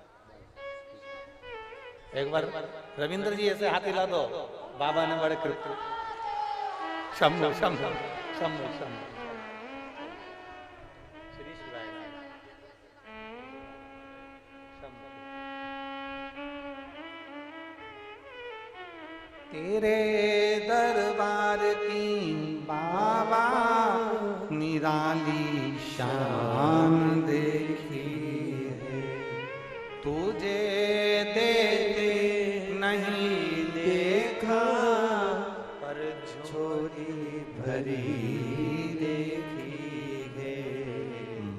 दुनिया मोड़े बाबा तू मुखड़ा ना मेरी लगी परीतीनू बाबा तुए भरोसा पक्का। पशुपति व्रत करो। कई माताएं व्रत करती है केवल दिखावे के लिए। किसी ने बताया कि ना ना ना विश्वास है तो करो, नहीं तो मत करो। अगर भरोसा रखकर व्रत किया है पशुपतिनाथ का तो एक व्रत में ही काम हो जाए। भरोसा वो वाईफाई से कनेक्ट दिल नहीं हो पाया, मोबाइल नहीं हो पाया, पासवर्ड मालूम ही नहीं था, तुम बैठे रहे मोबाइल देखे तो क्या मतलब है ऐसा? मंदिर में दिया जला के बैठे रहे तो क्या मतलब? इसको कनेक्ट तो करो, इसको जोड़ो तो सही। और ये जोड़ोगे कब? जब एक बार जिंदगी में शिव महापुराण की कथा सुनोगे और तुम्हारे अंदर विश्वास जाग जाएगा कि मेरा बाबा मेरे साथ में है, मेरा शंभू मेरे साथ में है, मेरा शंकर मेरे साथ में है। दुनिया के लोग भ्रम में पड़कर कोई ने कह दिया हमारे पास आ जाओ, हम ऐसी भभूति दे देंगे कि तुम्हारा भाग्य खुल जाएगा। हमारे पास आ जाओ, हम तुमको ऐसा नारियल दे देंगे कि तुम्हारा भाग्य खुल जाएगा। हमारे पास आ जाओ, हम तुम्हें ऐसी चीज दे देंगे तुम्हारा भाग्य खुल जाएगा। अगर ये चीज देते होते तो पहले खुद का भाग्य खोल लेते। तुम्हें क्यों देते? क्यों? एक पति पत्नी भ्रमण कर रहे थे, घूमते घूमते वो एक जंगल में पहुंचे।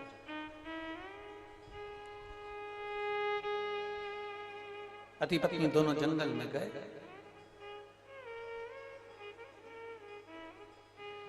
अब पति पत्नी जंगल में जाते जाते उन्होंने देखा कि सामने कोई महात्मा जी का झोपड़ा, कोई महात्मा जी का घर, झोपड़िया है, झोपड़ा है। महात्मा जी का झोपड़ा देखा तो उन्होंने कहा चलो अंदर चल के महात्मा जी को प्रणाम कर ले। दोनों पति पत्नी बड़े प्रेम से जा रहे हैं और पति पत्नी दोनों प्रेमवश जा रहे हैं। महात्मा जी के जैसे झोपड़े में जाने लगे तो झोपड़े के बाहर क्या देखा कि सामने बहुत सारा कबाड़ा पड़ा था, बहुत सारा सामान पड़ा था। उस सामान में सोने का दिया पड़ा, सोने का दीपक।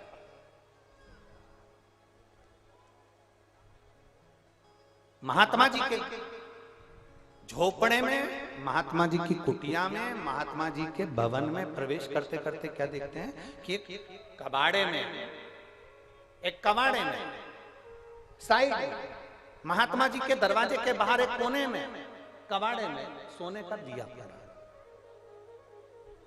सोने का।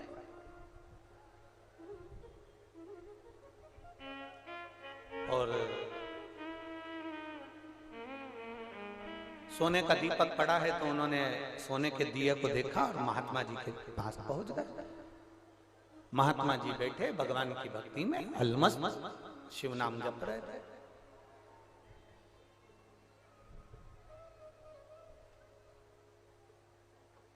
अपनी मस्ती में डूबे। हर हर महादेव शंभो काशी विश्वनाथ हर हर महादेव शंभो काशी विश्वनाथ काशी विश्वनाथ शंभो हर हर महादेव शंभो काशी विश्वनाथ शंभो हर हर महादेव शंभो हर हर महादेव शंभो काशी विश्वनाथ शंभो हर हर महादेव शंभो काशी विश्वनाथ शंभो। महात्मा जी बैठे हैं, शिव नाम जप रहे हैं।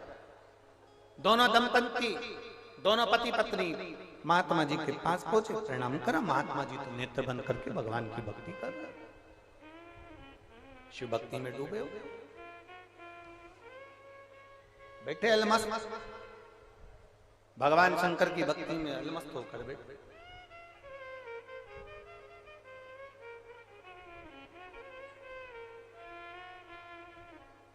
इन्होंने देखा कि महात्मा जी नेत्र नहीं खोले तो इन्होंने आवाज लगाई। जब कोई नहीं देखता ना तो आवाज लगाई जाती है। संत को संत के नाम से नहीं पुकारा जाता, महात्मा को महात्मा के नाम से नहीं पुकारा जाता, योगी सन्यासी तपस्वी को उसके नाम से नहीं पुकारा जाता, आवाज लगा दी जाती है, हर हर महादेव। जैसे ही हर हर महादेव कहा, महादेव कहते से महात्मा जी के नेत्र खुल गए। महात्मा जी के नेत्र। पूछा महात्मा जी, कहां से आए हो? कहा पास के गांव में रहते हैं, भ्रमण के लिए निकले थे। आपका झोपड़ा देखा, आपकी कुटिया देखी तो मन कर गया आपसे मिल कर जाए, प्रणाम कर कर जाए। ठीक है, दर्शन हो गए। हाँ, अब काहे बैठे हो? जाओ। संत साधु गुरुजन, असली संत होगा ना, असली महात्मा होगा ना, असली साधक होगा ना, असली उपासक होगा ना, असली अगर संत है, असली अगर गुरु है तो वो तुमको 10 मिनट भी अपने पास नहीं बैठने देगा, नहीं बैठे। असली गुरु आपके अपने पास में ज्यादा पकड़ कर बिठाता नहीं है, असली गुरु खींच खींच कर नहीं लाता, असली गुरु किसी को पकड़ कर अपने पास नहीं रखता। असली गुरु वो होता है जो अपने शिष्य को 2 क्षण मिलता है, कृपा दृष्टि करता है और कहता है जा तू भी इसी दृष्टि में डूब जा, भगवान के पास जा।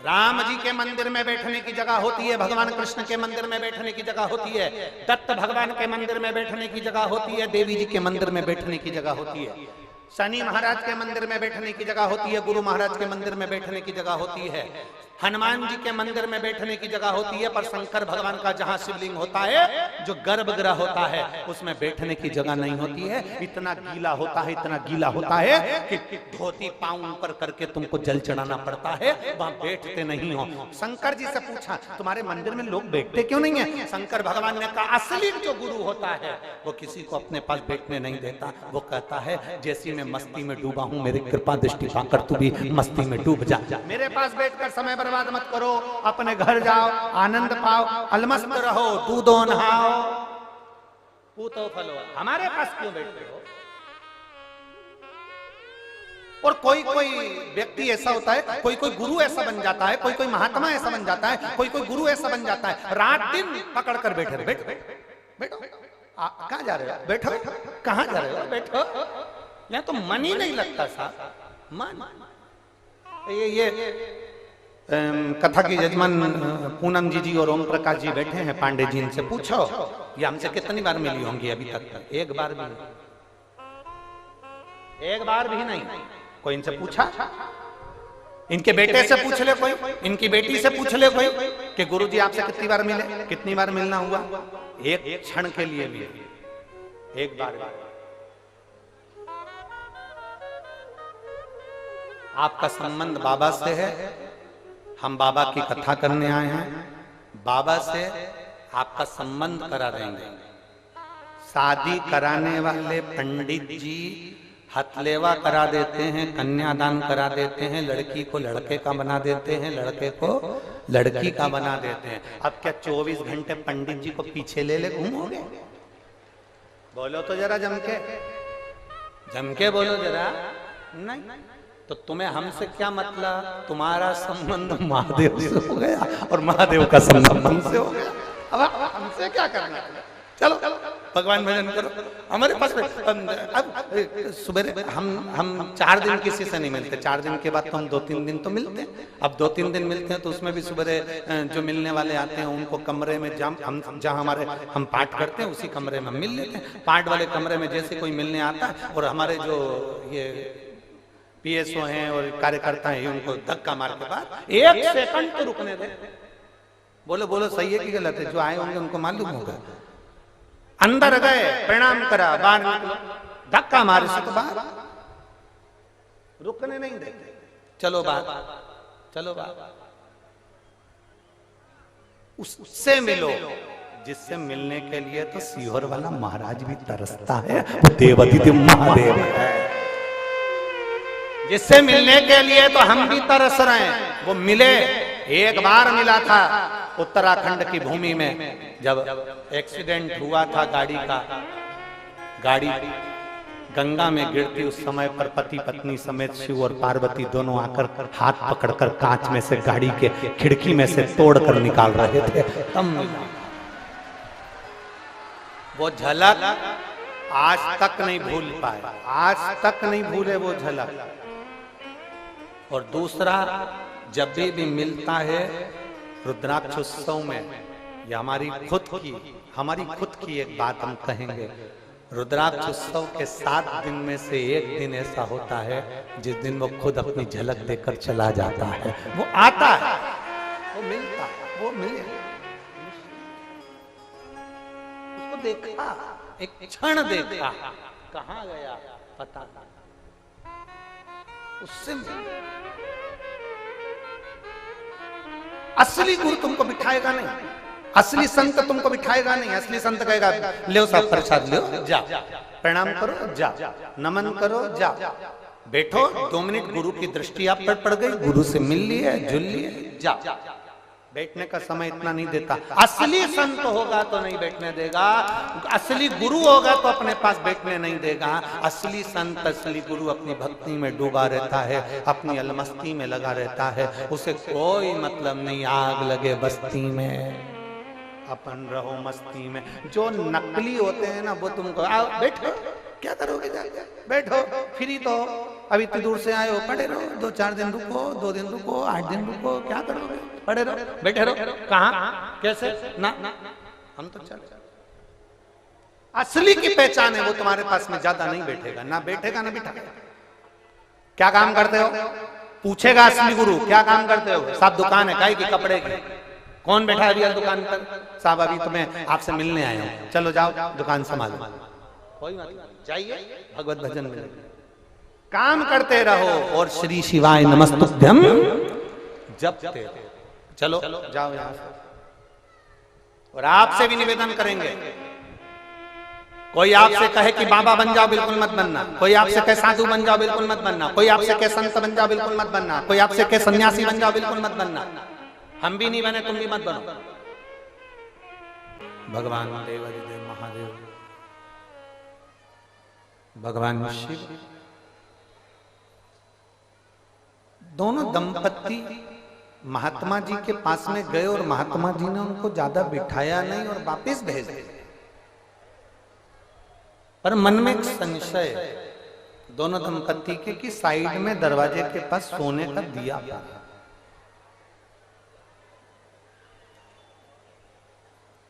एक सोने का दीपक दरवाजे के पास में पड़ा हुआ।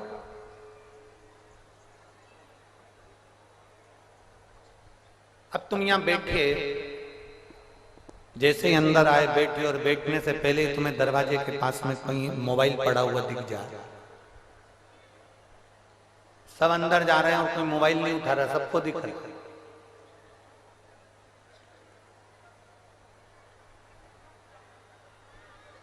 कोई नहीं छू रहा।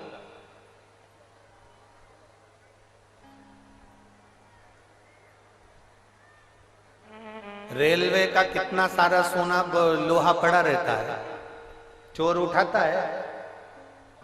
जम के तो बोलो जरा, नहीं।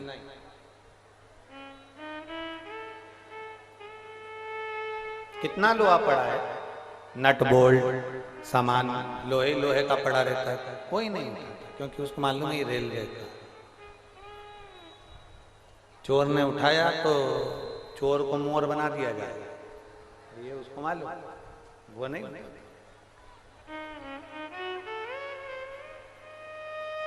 पास में सोने का दीपक पड़ा।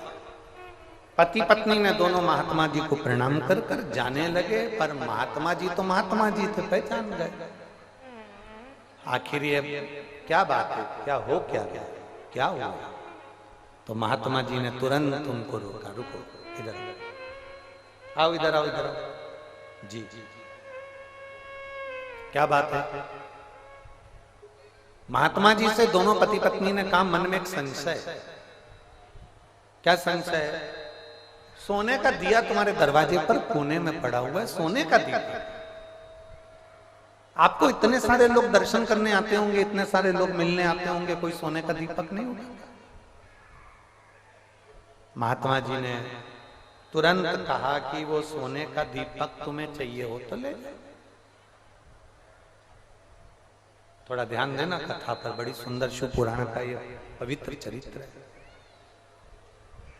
सोने का दीपक अगर तुमको चाहिए तो ले जाओ, पक्का पक्का ले जाऊं, ले जाओ। पर याद रखना, सोने के दीपक से 3 बार तुम दिया जला के जो मांगोगे वो मिले। 3 बार जो मांगा जाएगा मिलेगा। इस दिए को, इस दीपक को कई लोग लेकर चले गए, पर थोड़ी देर बाद वो वापस यहीं पर छोड़कर चले जाते हैं, यहीं पर पटक कर चले जाते हैं। कोई इस दीपक को अपने पास में रखता नहीं, कोई।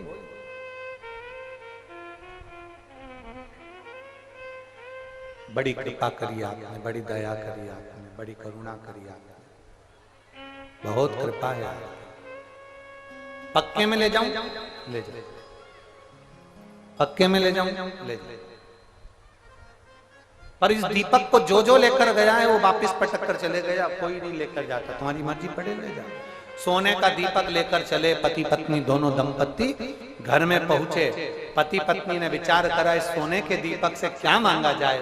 सबसे पहली चीज क्या मांगी जाए, तो सोने के दीपक में उन्होंने बाती लगाई, प्रज्वलित करा। प्रज्वलित करने के बाद उन्होंने दीपक से प्रार्थना करी कि मुझे 10 लाख रुपए की जरूरत है, 10 लाख रुपए मुझे मिल जाए।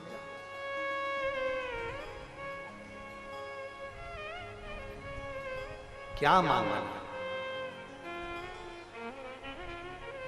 शिव महापुराण की कथा कहती है, भगवान शंकर का चरित्र कहता है, भगवान शंभू का पवित्र चरित्र कह रहा है, देवादिदेव महादेव का चरित्र कह रहा है। भगवान के दरवाजे पर जाकर अगर मांगना तो सबसे पहली चीज मांगना कि सर्वप्रथम जो दुनिया का पहला सुख है, निरोगी काया। जम के बोलो जरा, अगर मांगना है तो निरोगी काया, और दूसरे नंबर पर भगवान से ये प्रार्थना करना कि ये निरोगी काया भी मुझे बाद में देना, सबसे पहले दे दे तेरी भक्ति, और उसके बाद दे दे निरोगी काया। ये दोनों मिल जाएगी तो तेरी भक्ति करने में आनंद।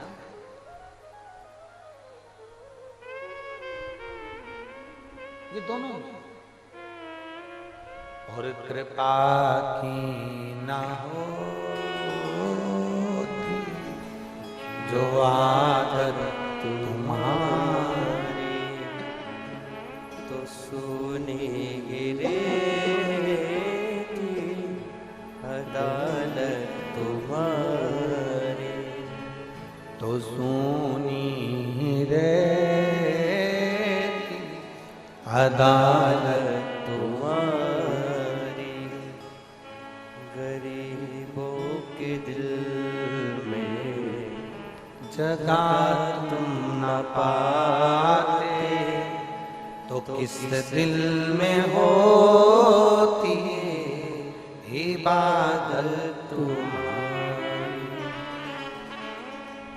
दिया लेकर गए, हाथ जोड़कर मांगा, 10 लाख रुपए मिल गए। कितने लाख? जम के बोलो जरा, 10 लाख।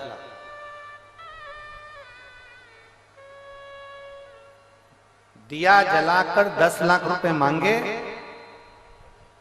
सवेरे दिया जलाकर मांगा था, शाम को 4 बजे एक व्यक्ति दरवाजा बजाया, और दरवाजा बजाकर उसने बैग उठाकर,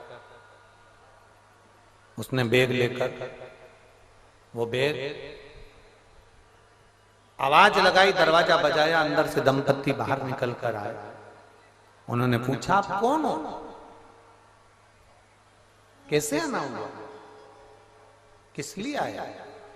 उसने कहा इस बैग में 10 लाख रुपए हैं और ये पत्र एक पत्र को एक लिफाफे में डालकर वो पत्र भी दे गए।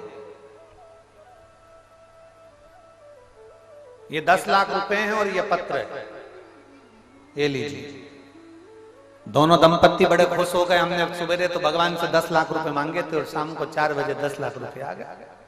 बड़ी कृपा करी भोलेनाथ ने, बड़ी कृपा करी परमात्मा ने।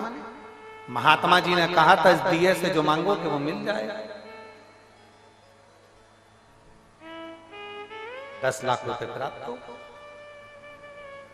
अब पत्र पढ़ा जाए कि पत्र में लिखा क्या। जो पत्र निकाला, पत्र को पढ़ा तो उस पत्र में लिखा हुआ था कि ये जो 10 लाख रुपए आपको दिए हैं, आपका बेटे का एक्सीडेंट मेरी गाड़ी से हो गया था, आपका बेटा मेरी गाड़ी से मर गया, उसके हर्जाने में मैंने ये 10 लाख रुपए आपको दिए हैं। दोनों दंपत्ति रोने लगे। दोनों पति पत्नी रो रहे हैं। क्या करे 10 लाख का? जवान की जवान बेटा चले गए, रोने लगे। 10 लाख रुपए कोने में पटक दिए और दोनों अपने बेटे को हाय हाय कर कर रोने लगे। पत्नी ने फिर दिया जलाया, वर मांगा, वर दे दो, मेरा बेटा वापिस दे दो। भगवान ने बेटा तो वापिस दिया, पर वो प्रेत की योनि में दिया, भूत बनकर, प्रेत बनकर। जैसे ही बेटा आया, जैसे ही प्रेत की योनि में बेटा आया, जैसे ही प्रेत की योनि में बेटा आया, बेटा जैसे ही प्रेत की योनि में आता है और आने पर उसने उपद्रव मचाना प्रारंभ करा। कहीं दीवार तोड़े, कहीं पंखा तोड़े, कहीं लाइट तोड़े, कहीं कुछ काम करे। दुखी हो गए। माँ ने फिर दिया जलाया। अब हमारा बेटा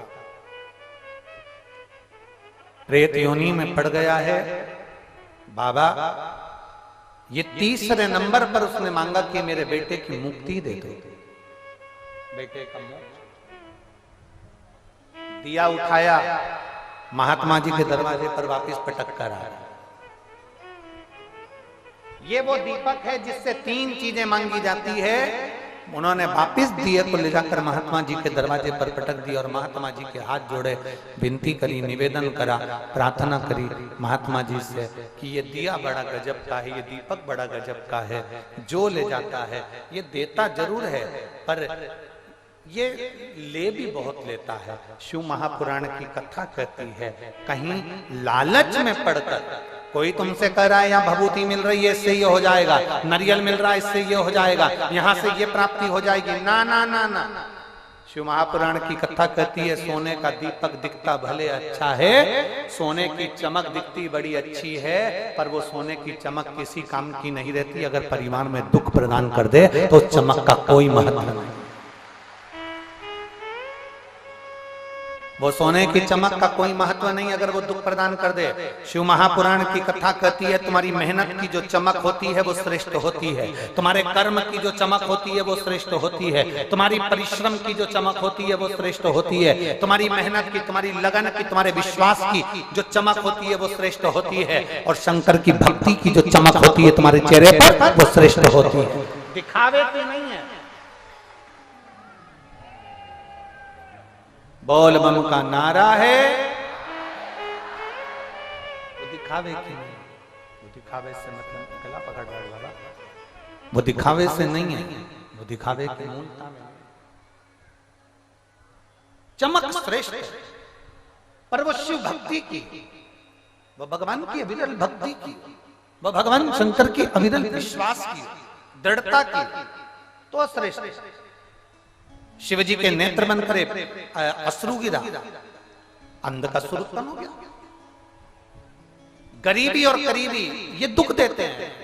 शंकर भगवान के नेत्र अश्रु से प्रगटा बेटा, वो पुत्र, वो अंध का सुर, उसने वर मांग लिया कि मैं कभी ना मरूं। ब्रह्मा जी ने कह दिया ऐसा कभी नहीं हो सकता कि तुम मरोगे नहीं, मरना तो पड़ेगा, निश्चित है मृत्यु आएगी। 7 ताले में बंद भी हो जाऊं तो मौत तो मौत है, आना ही है।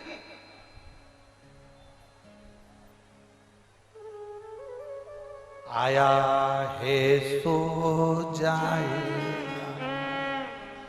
राजा रंग फकीर,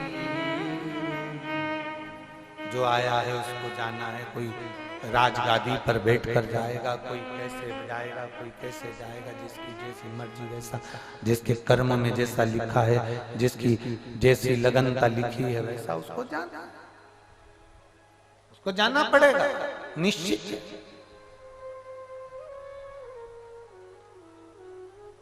और आप इस बात में मत अटकना मेरी जीजियों, मेरे कुशीनगर के जीजाओं, मेरी जीजियों, मेरी बेटियों, मेरे बेटाओं, मेरी माताओं, आपसे भी निवेदन करूंगा। शिव महापुराण एक बात कहती है, आपके शरीर में रोग हो गया, आपके शरीर में बीमारी हो गई, आपको दुख आ गया, आपके पास में कर्जा हो गया, आप कंगाल हो गए, दुकान नहीं चल रही, व्यापार नहीं चल रहा, व्यवसाय नहीं चल रहा, तकलीफ में हो, बहुत कष्ट का जीवन चल रहा है, 2-2 रुपए से काम चलाना पड़ रहा है, बहुत बीमारियां घेर रखी हैं। हम कभी भी इस व्यासपीठ से ये नहीं कहते कि हम तुम्हारा दुख काटेंगे, पर इतना जरूर कहते हैं कि महादेव को अगर जल चढ़ाओगे और एक बेलपत्री चढ़ाओगे तो वो दुख जरूर काटेगा। शिव तुम्हारे दुख को काटेगा। कोई दुनिया में पैदा नहीं हुआ कि आपके दुख को काट सके। आपके पांव का कांटा आपको निकालना पड़ेगा, कोई नहीं निकाल सकता। दुख आपका है तो आपको काटना। ये हम पहले कथा में कहे थे, छींक आ रही है, तुमको छींक आ रही है, पड़ोसन में तुम्हारी काकी बैठी है, उससे कहते छींक दे, छींक दे, तुम्हारी छींक रुक जाएगी पड़ोसन के छींकने से। जम के तो बोलो दी जीजियो, नहीं तुम्हें खांसी आ रही है, पड़ोस में तुम्हारा पति बैठा है, उससे कहते खांसो खांसो, पति के खांसने से तुम्हारी खांसी चली जाएगी? नहीं। तुम्हें भूख लग रही है, पति से कह दो रोटी खाओ, रोटी खाओ, उसके खाने से तुम्हारा पेट भर जाएगा?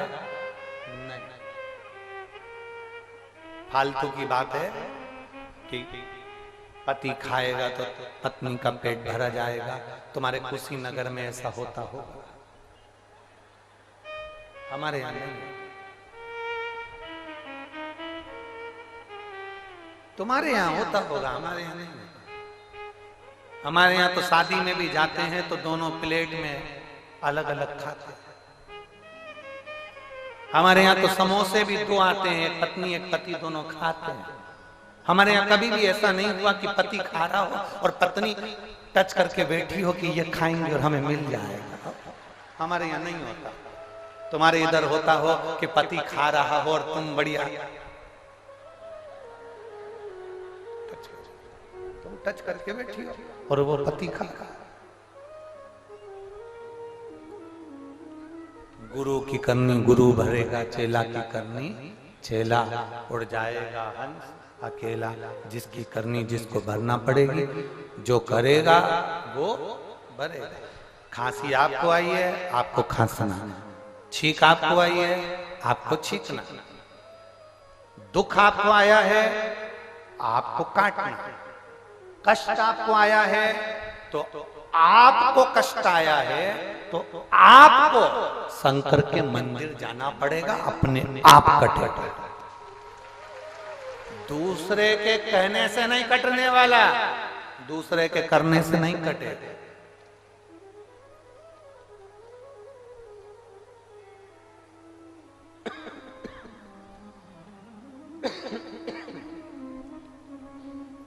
अपना दुख अपने ही कांटे से काटे, कोई दूसरा नहीं काटने वाला है, दूसरा नहीं काटेगा।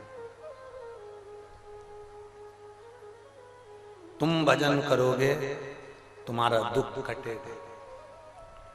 हमें क्या पड़ी कि जो हम तुम्हारे मुख से श्री शिवाय नमस्तुभ्यम खिलवाएंगे यहाँ बिठवा? हमें क्या शौक पड़ रहा है जो हम तुमसे कहेंगे कि हमारे साथ में श्री शिवाय नमस्तुभ्यम बोलो? हमें कौन सा सुख पड़ रहा है?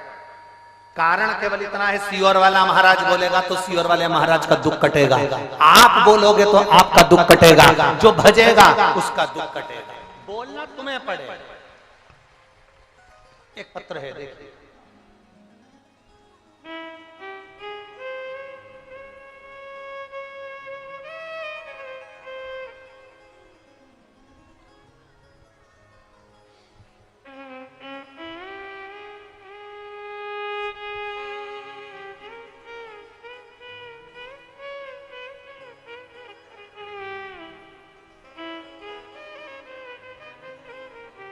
मैं प्रतिभा त्रिपाठी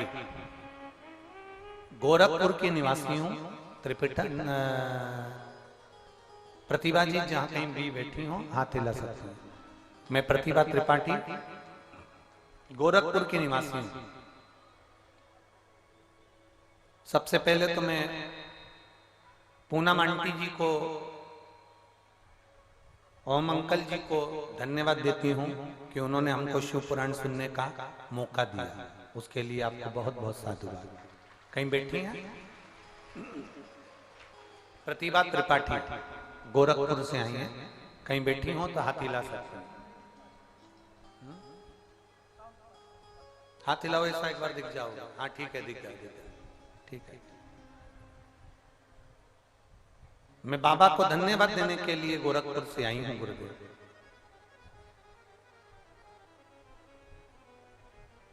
मेरे पिता स्वर्गीय रामानंद त्रिपाठी जी एक अध्यापक थे।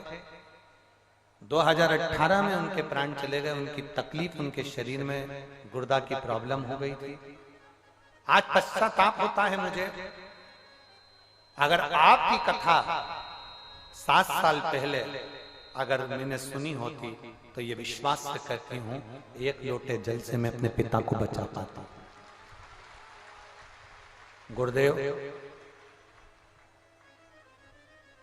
मेरी मौसी जिनका नाम इंद्रावती पांडे है, उनके पति श्री अनिल जी पांडे हैं, जिनका एक लड़का है अजय पांडे। इतनी सरकारी परीक्षा की अप्लाई करते करते थक गया कि उसने अपने भगवान पर भरोसा करना छोड़ दिया। और भरोसा करना छोड़ दिया, आड़ी टेढ़ी बातें करता कि भगवान है ही नहीं, ईश्वर है ही नहीं, परमात्मा है ही नहीं। घर में कोई पूजन करता तो कह देते भगवान को क्यों पूछते हो, वो तो कोई है ही नहीं। सारी एग्जाम दे देकर थक गया था, पर उसका कोई कंपटीशन एग्जाम में उसका सिलेक्शन नहीं। तब मेरी मौसी को मेरी मम्मी ने कहा कि तू बेटे से एक बार शंकर जी पे जल चढ़वाना प्रारंभ कर। मेरी मौसी का बेटा अजय जल चढ़ाने को तैयार नहीं होता, फिर भी मेरी मौसी उसको कहती तू जाया करा। एक बार मेरी मौसी ने उसको शिव महापुराण की कथा सुना दी।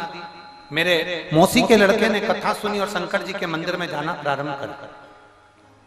शिव के प्रति आप जो कथा कहते हो उससे विश्वास जागा। मेरे मौसी के लड़के के मन में विश्वास जागृत हुआ, मंदिर में जाना प्रारंभ करा। उसने एक एग्जाम वापिस दी शंकर पर भरोसा कर और बेलपत्री में शहद लगाकर शंकर को चढ़ाकर वो एग्जाम देने के लिए चले गए। मैं बाबा को धन्यवाद देने के लिए आई हूं गुरुदेव। मेरा मौसी का लड़का भी कल पहुंचेगा। हम धन्यवाद देने के लिए आए हैं मेरे मौसी के लड़के का, अजय पांडे का। 2023 में अगस्त के महीने में इंटर कॉलेज में अध्यापक के पद पर उसका सिलेक्शन हो गया। मैं बाबा को यहाँ धन्यवाद देने के लिए आई। एक पत्र और है, बड़ा सुंदर लिखा है।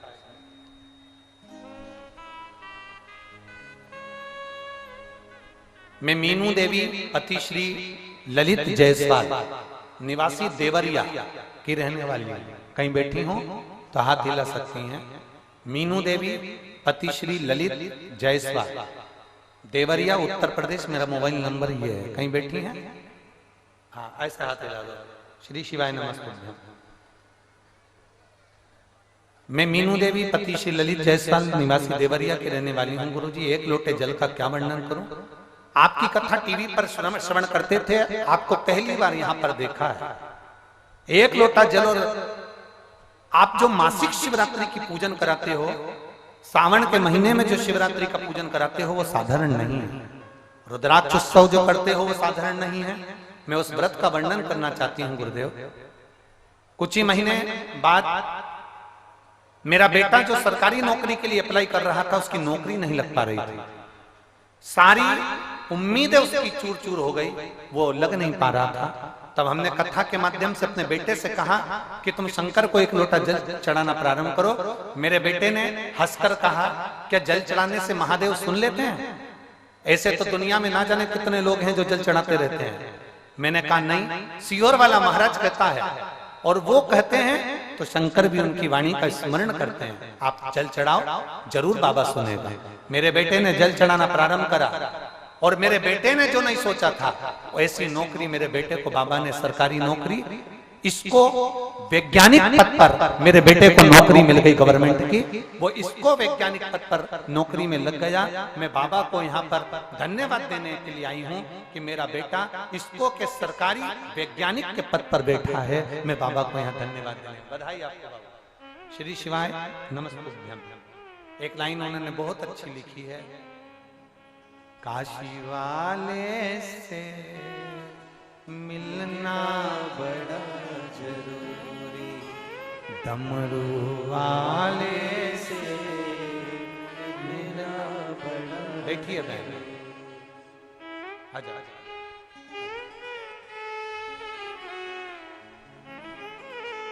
पर एक निवेदन आपसे दीदी, एक निवेदन मैं सभी से करना चाहूंगा। जब आप व्यासपीठ पे, पूनम दीदी, जब ये सब लोग लाइन लगाने के लिए आते हैं या यहाँ प्रणाम करने के लिए आते हैं या शाम को बेलपत्र लेने के लिए आते हैं या हमसे मिलने के लिए हमारे जहाँ हम ठहरे वहाँ आते हैं, हमारा एक नियम है, हम कई बार व्यासपीठ से बोल चुके आप लोगों को, हम फिर कहेंगे, जब भी हमसे मिलने आओगे तो यहाँ कोई रुपया पैसा यहाँ नहीं चढ़ाना चाहिए। हमसे हमारे कक्ष में भी मिलने आओगे तो वहां पर एक रुपया भी आपना चाहिए। रुपया चढ़ाकर आप हमारे महादेव को नीचा दिखाने का प्रयास करते हो। इसलिए आपसे निवेदन है, आप मिलो, आओ, हम मिलेंगे। आप यहाँ से बेलपत्र लो, जाओ। हमको सबसे बड़ा, ये इतनी सारी लाइन लगाकर लोग आते हैं, मिलते हैं और यहाँ रुपया चढ़ा कर जाते हैं, हमको अच्छा नहीं लगता। आप मिलो, उसका नाम है कुबेर भंडारी। वो दुनिया को कुबेरेश्वर महादेव इतना लुटा रहा है कि कोई कमी नहीं है, बाबा की कृपा।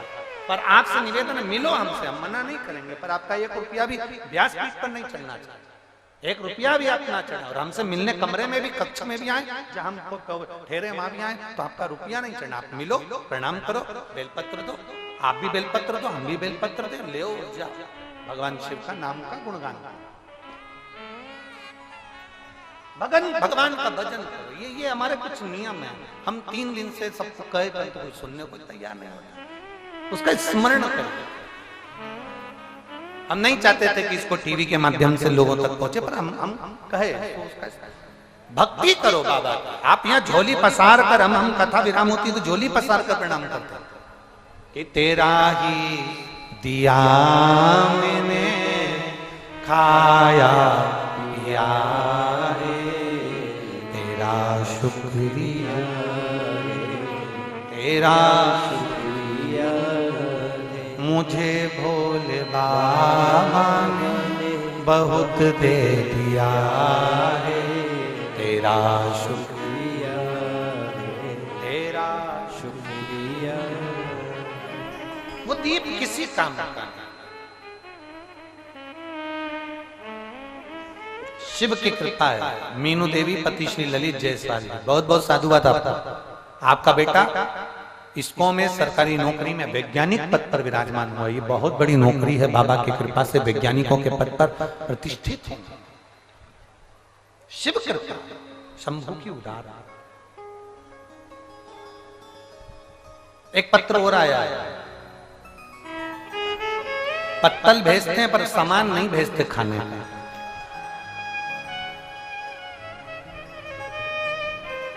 सरिता देवी पति रणजीत जी शर्मा, ग्राम मधवलिया, चूरापार, जिला कुशीनगर। कहीं बैठे हैं क्या? कहीं बैठे हो तो हाथ हिलाइएगा। दिख गए क्या? कहाँ बैठे? लिया बच्चे को, लिया लिया। बाबा जी कोटि कोटि प्रणाम। लोगों के यहाँ संतान होती थी, आपकी कथा में सुनते थे। किसी को 20 साल में, किसी को 30 साल में, किसी को 35 साल में, किसी को 40 साल में संतान दी बाबा। मेरे शादी को 17 साल हो गए थे, संतान का सुख नहीं था। हमने लखनऊ के सारे डॉक्टरों को दिखा लिया था, सारे डॉक्टरों से इलाज करवाया, पर संतान का सुख नहीं आया। डॉक्टर कहते थे हमारा ट्यूब ब्लॉक है, उसके कारण बस तुम्हें कभी जिंदगी में संतान नहीं होगी बाबा। हमने जब आपकी कथा सुनी तो एक महिला को 30 साल के बाद औलाद हुई थी, शादी थी। हमको आज जग गई, हमारा बाबा हमको 17 साल के बाद जरूर देगा, ये पक्का है। हमने सफेद आंकड़े की जड़ का प्रयोग करा, पशुपतिनाथ का व्रत करा, और बाबा की कृपा से मेरा 1 महीने के अंदर गर्भ ठहर गया, और बाबा की कृपा से 17 साल के बाद मुझे पुत्र रत्न की प्राप्ति हुई है, जिसको मैं लेकर आई हूं बाबा प्रणाम करने के लिए। 17 वर्ष के बाद संतान की प्राप्ति हुई। 17 वर्ष। ये शिव है, ओ घड़ी शंभु। एक वो जायसवाल लाने वाली थी, उनको वो जायसवाल को जान दो पवन जी, कोई जायसवाल है ना, उनको जान। 17 वर्ष के बाद संतान की प्राप्ति। शिव तत्व है, ओ घड़ी है शिव, सहज नहीं है मेरा महादेव। दिया सोने की चमक हमें दिख रही है, दीपक सोने की चमक हमें नजर आ रही है, पर वो सोने की चमक हमारे लिए कहीं घातक ना बने, उसका स्मरण। हमें दिखावे में नहीं पड़ना, हमें तो 1 लोटा जल लेकर देवाधिदेव महादेव को समर्पित करना है। बोल बम का नारा है और बाबा एक सहारा। हमें शिव भक्ति की ओर रमना, हमें उससे मतलब नहीं।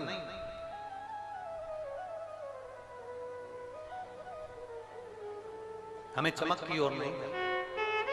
तो फिर निवेदन करूंगा इस व्यासपीठ से, आपका करा गया भजन, आपका करा गया स्मरण, आपका किया गया एक मंत्र जाप शिव स्वीकार जरूर करता है। भगवान देवाधिदेव महादेव उसको स्वीकार जरूर करता है, छोड़ता नहीं मेरा।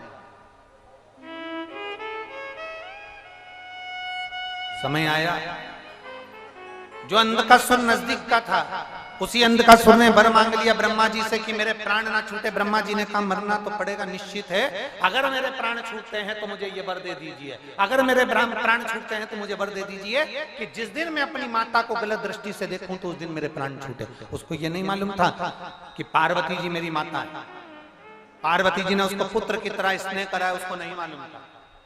एक दिन उसने विवाह का प्रस्ताव दिया और मालूम करा कि कोई अच्छी कन्या मेरे लिए ढूंढी जाए।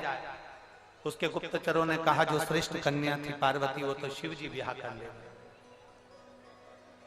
भगवान भोलेनाथ ब्याह कर ले गए, देवाधिदेव महादेव ब्याह कर ले गए पार्वती को।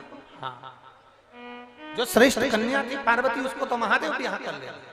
अच्छा, तो पार्वती को मैं अपना बनाऊंगा। अंधकासुर ने विचार कर माता पार्वती को पाने का प्रयास किया। जैसे ही माता पार्वती जी के पास में गए, मां जगतजननी के सौंदर्य को देखकर, उनकी सुंदरता को देखकर उनको पाने के लिए हाथ आगे बढ़ाया। पार्वती जी ने तेज स्वर में चिल्लाया, देवाधिदेव महादेव ने वहीं पर काल भैरव को प्रकट करा। काल भैरव ने आकर अंधकासुर का अंत कर दिया, अंधकासुर का अंत।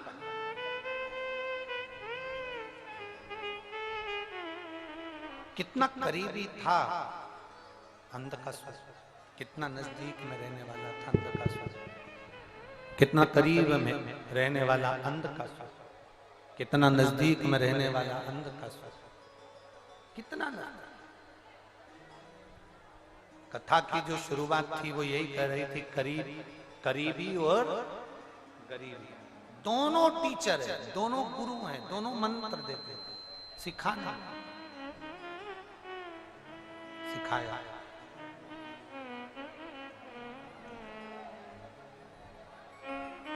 अंधकासुर का प्राण छूट गया। समय आया, आगे वर्णन किया भगवान शंकर के तेज कुंज से, मां गंगा जी की धार से षडानंद कार्तिकेय जी का जन्म। 6 पुत्र जन्म लिए। गंगा मैया ने उनको गोदी में लिया तो 6 ही रोते एक साथ, दूध पीते एक साथ। गंगा मैया परेशान हुई। जब गंगा जी परेशान हुई तो गंगा जी ने ऋषियों की धर्मपत्नी कृतिकाओं को बुलाया और कृतिकाओं से विनती करी, कृतिकाओं, एक कृतिकाओं,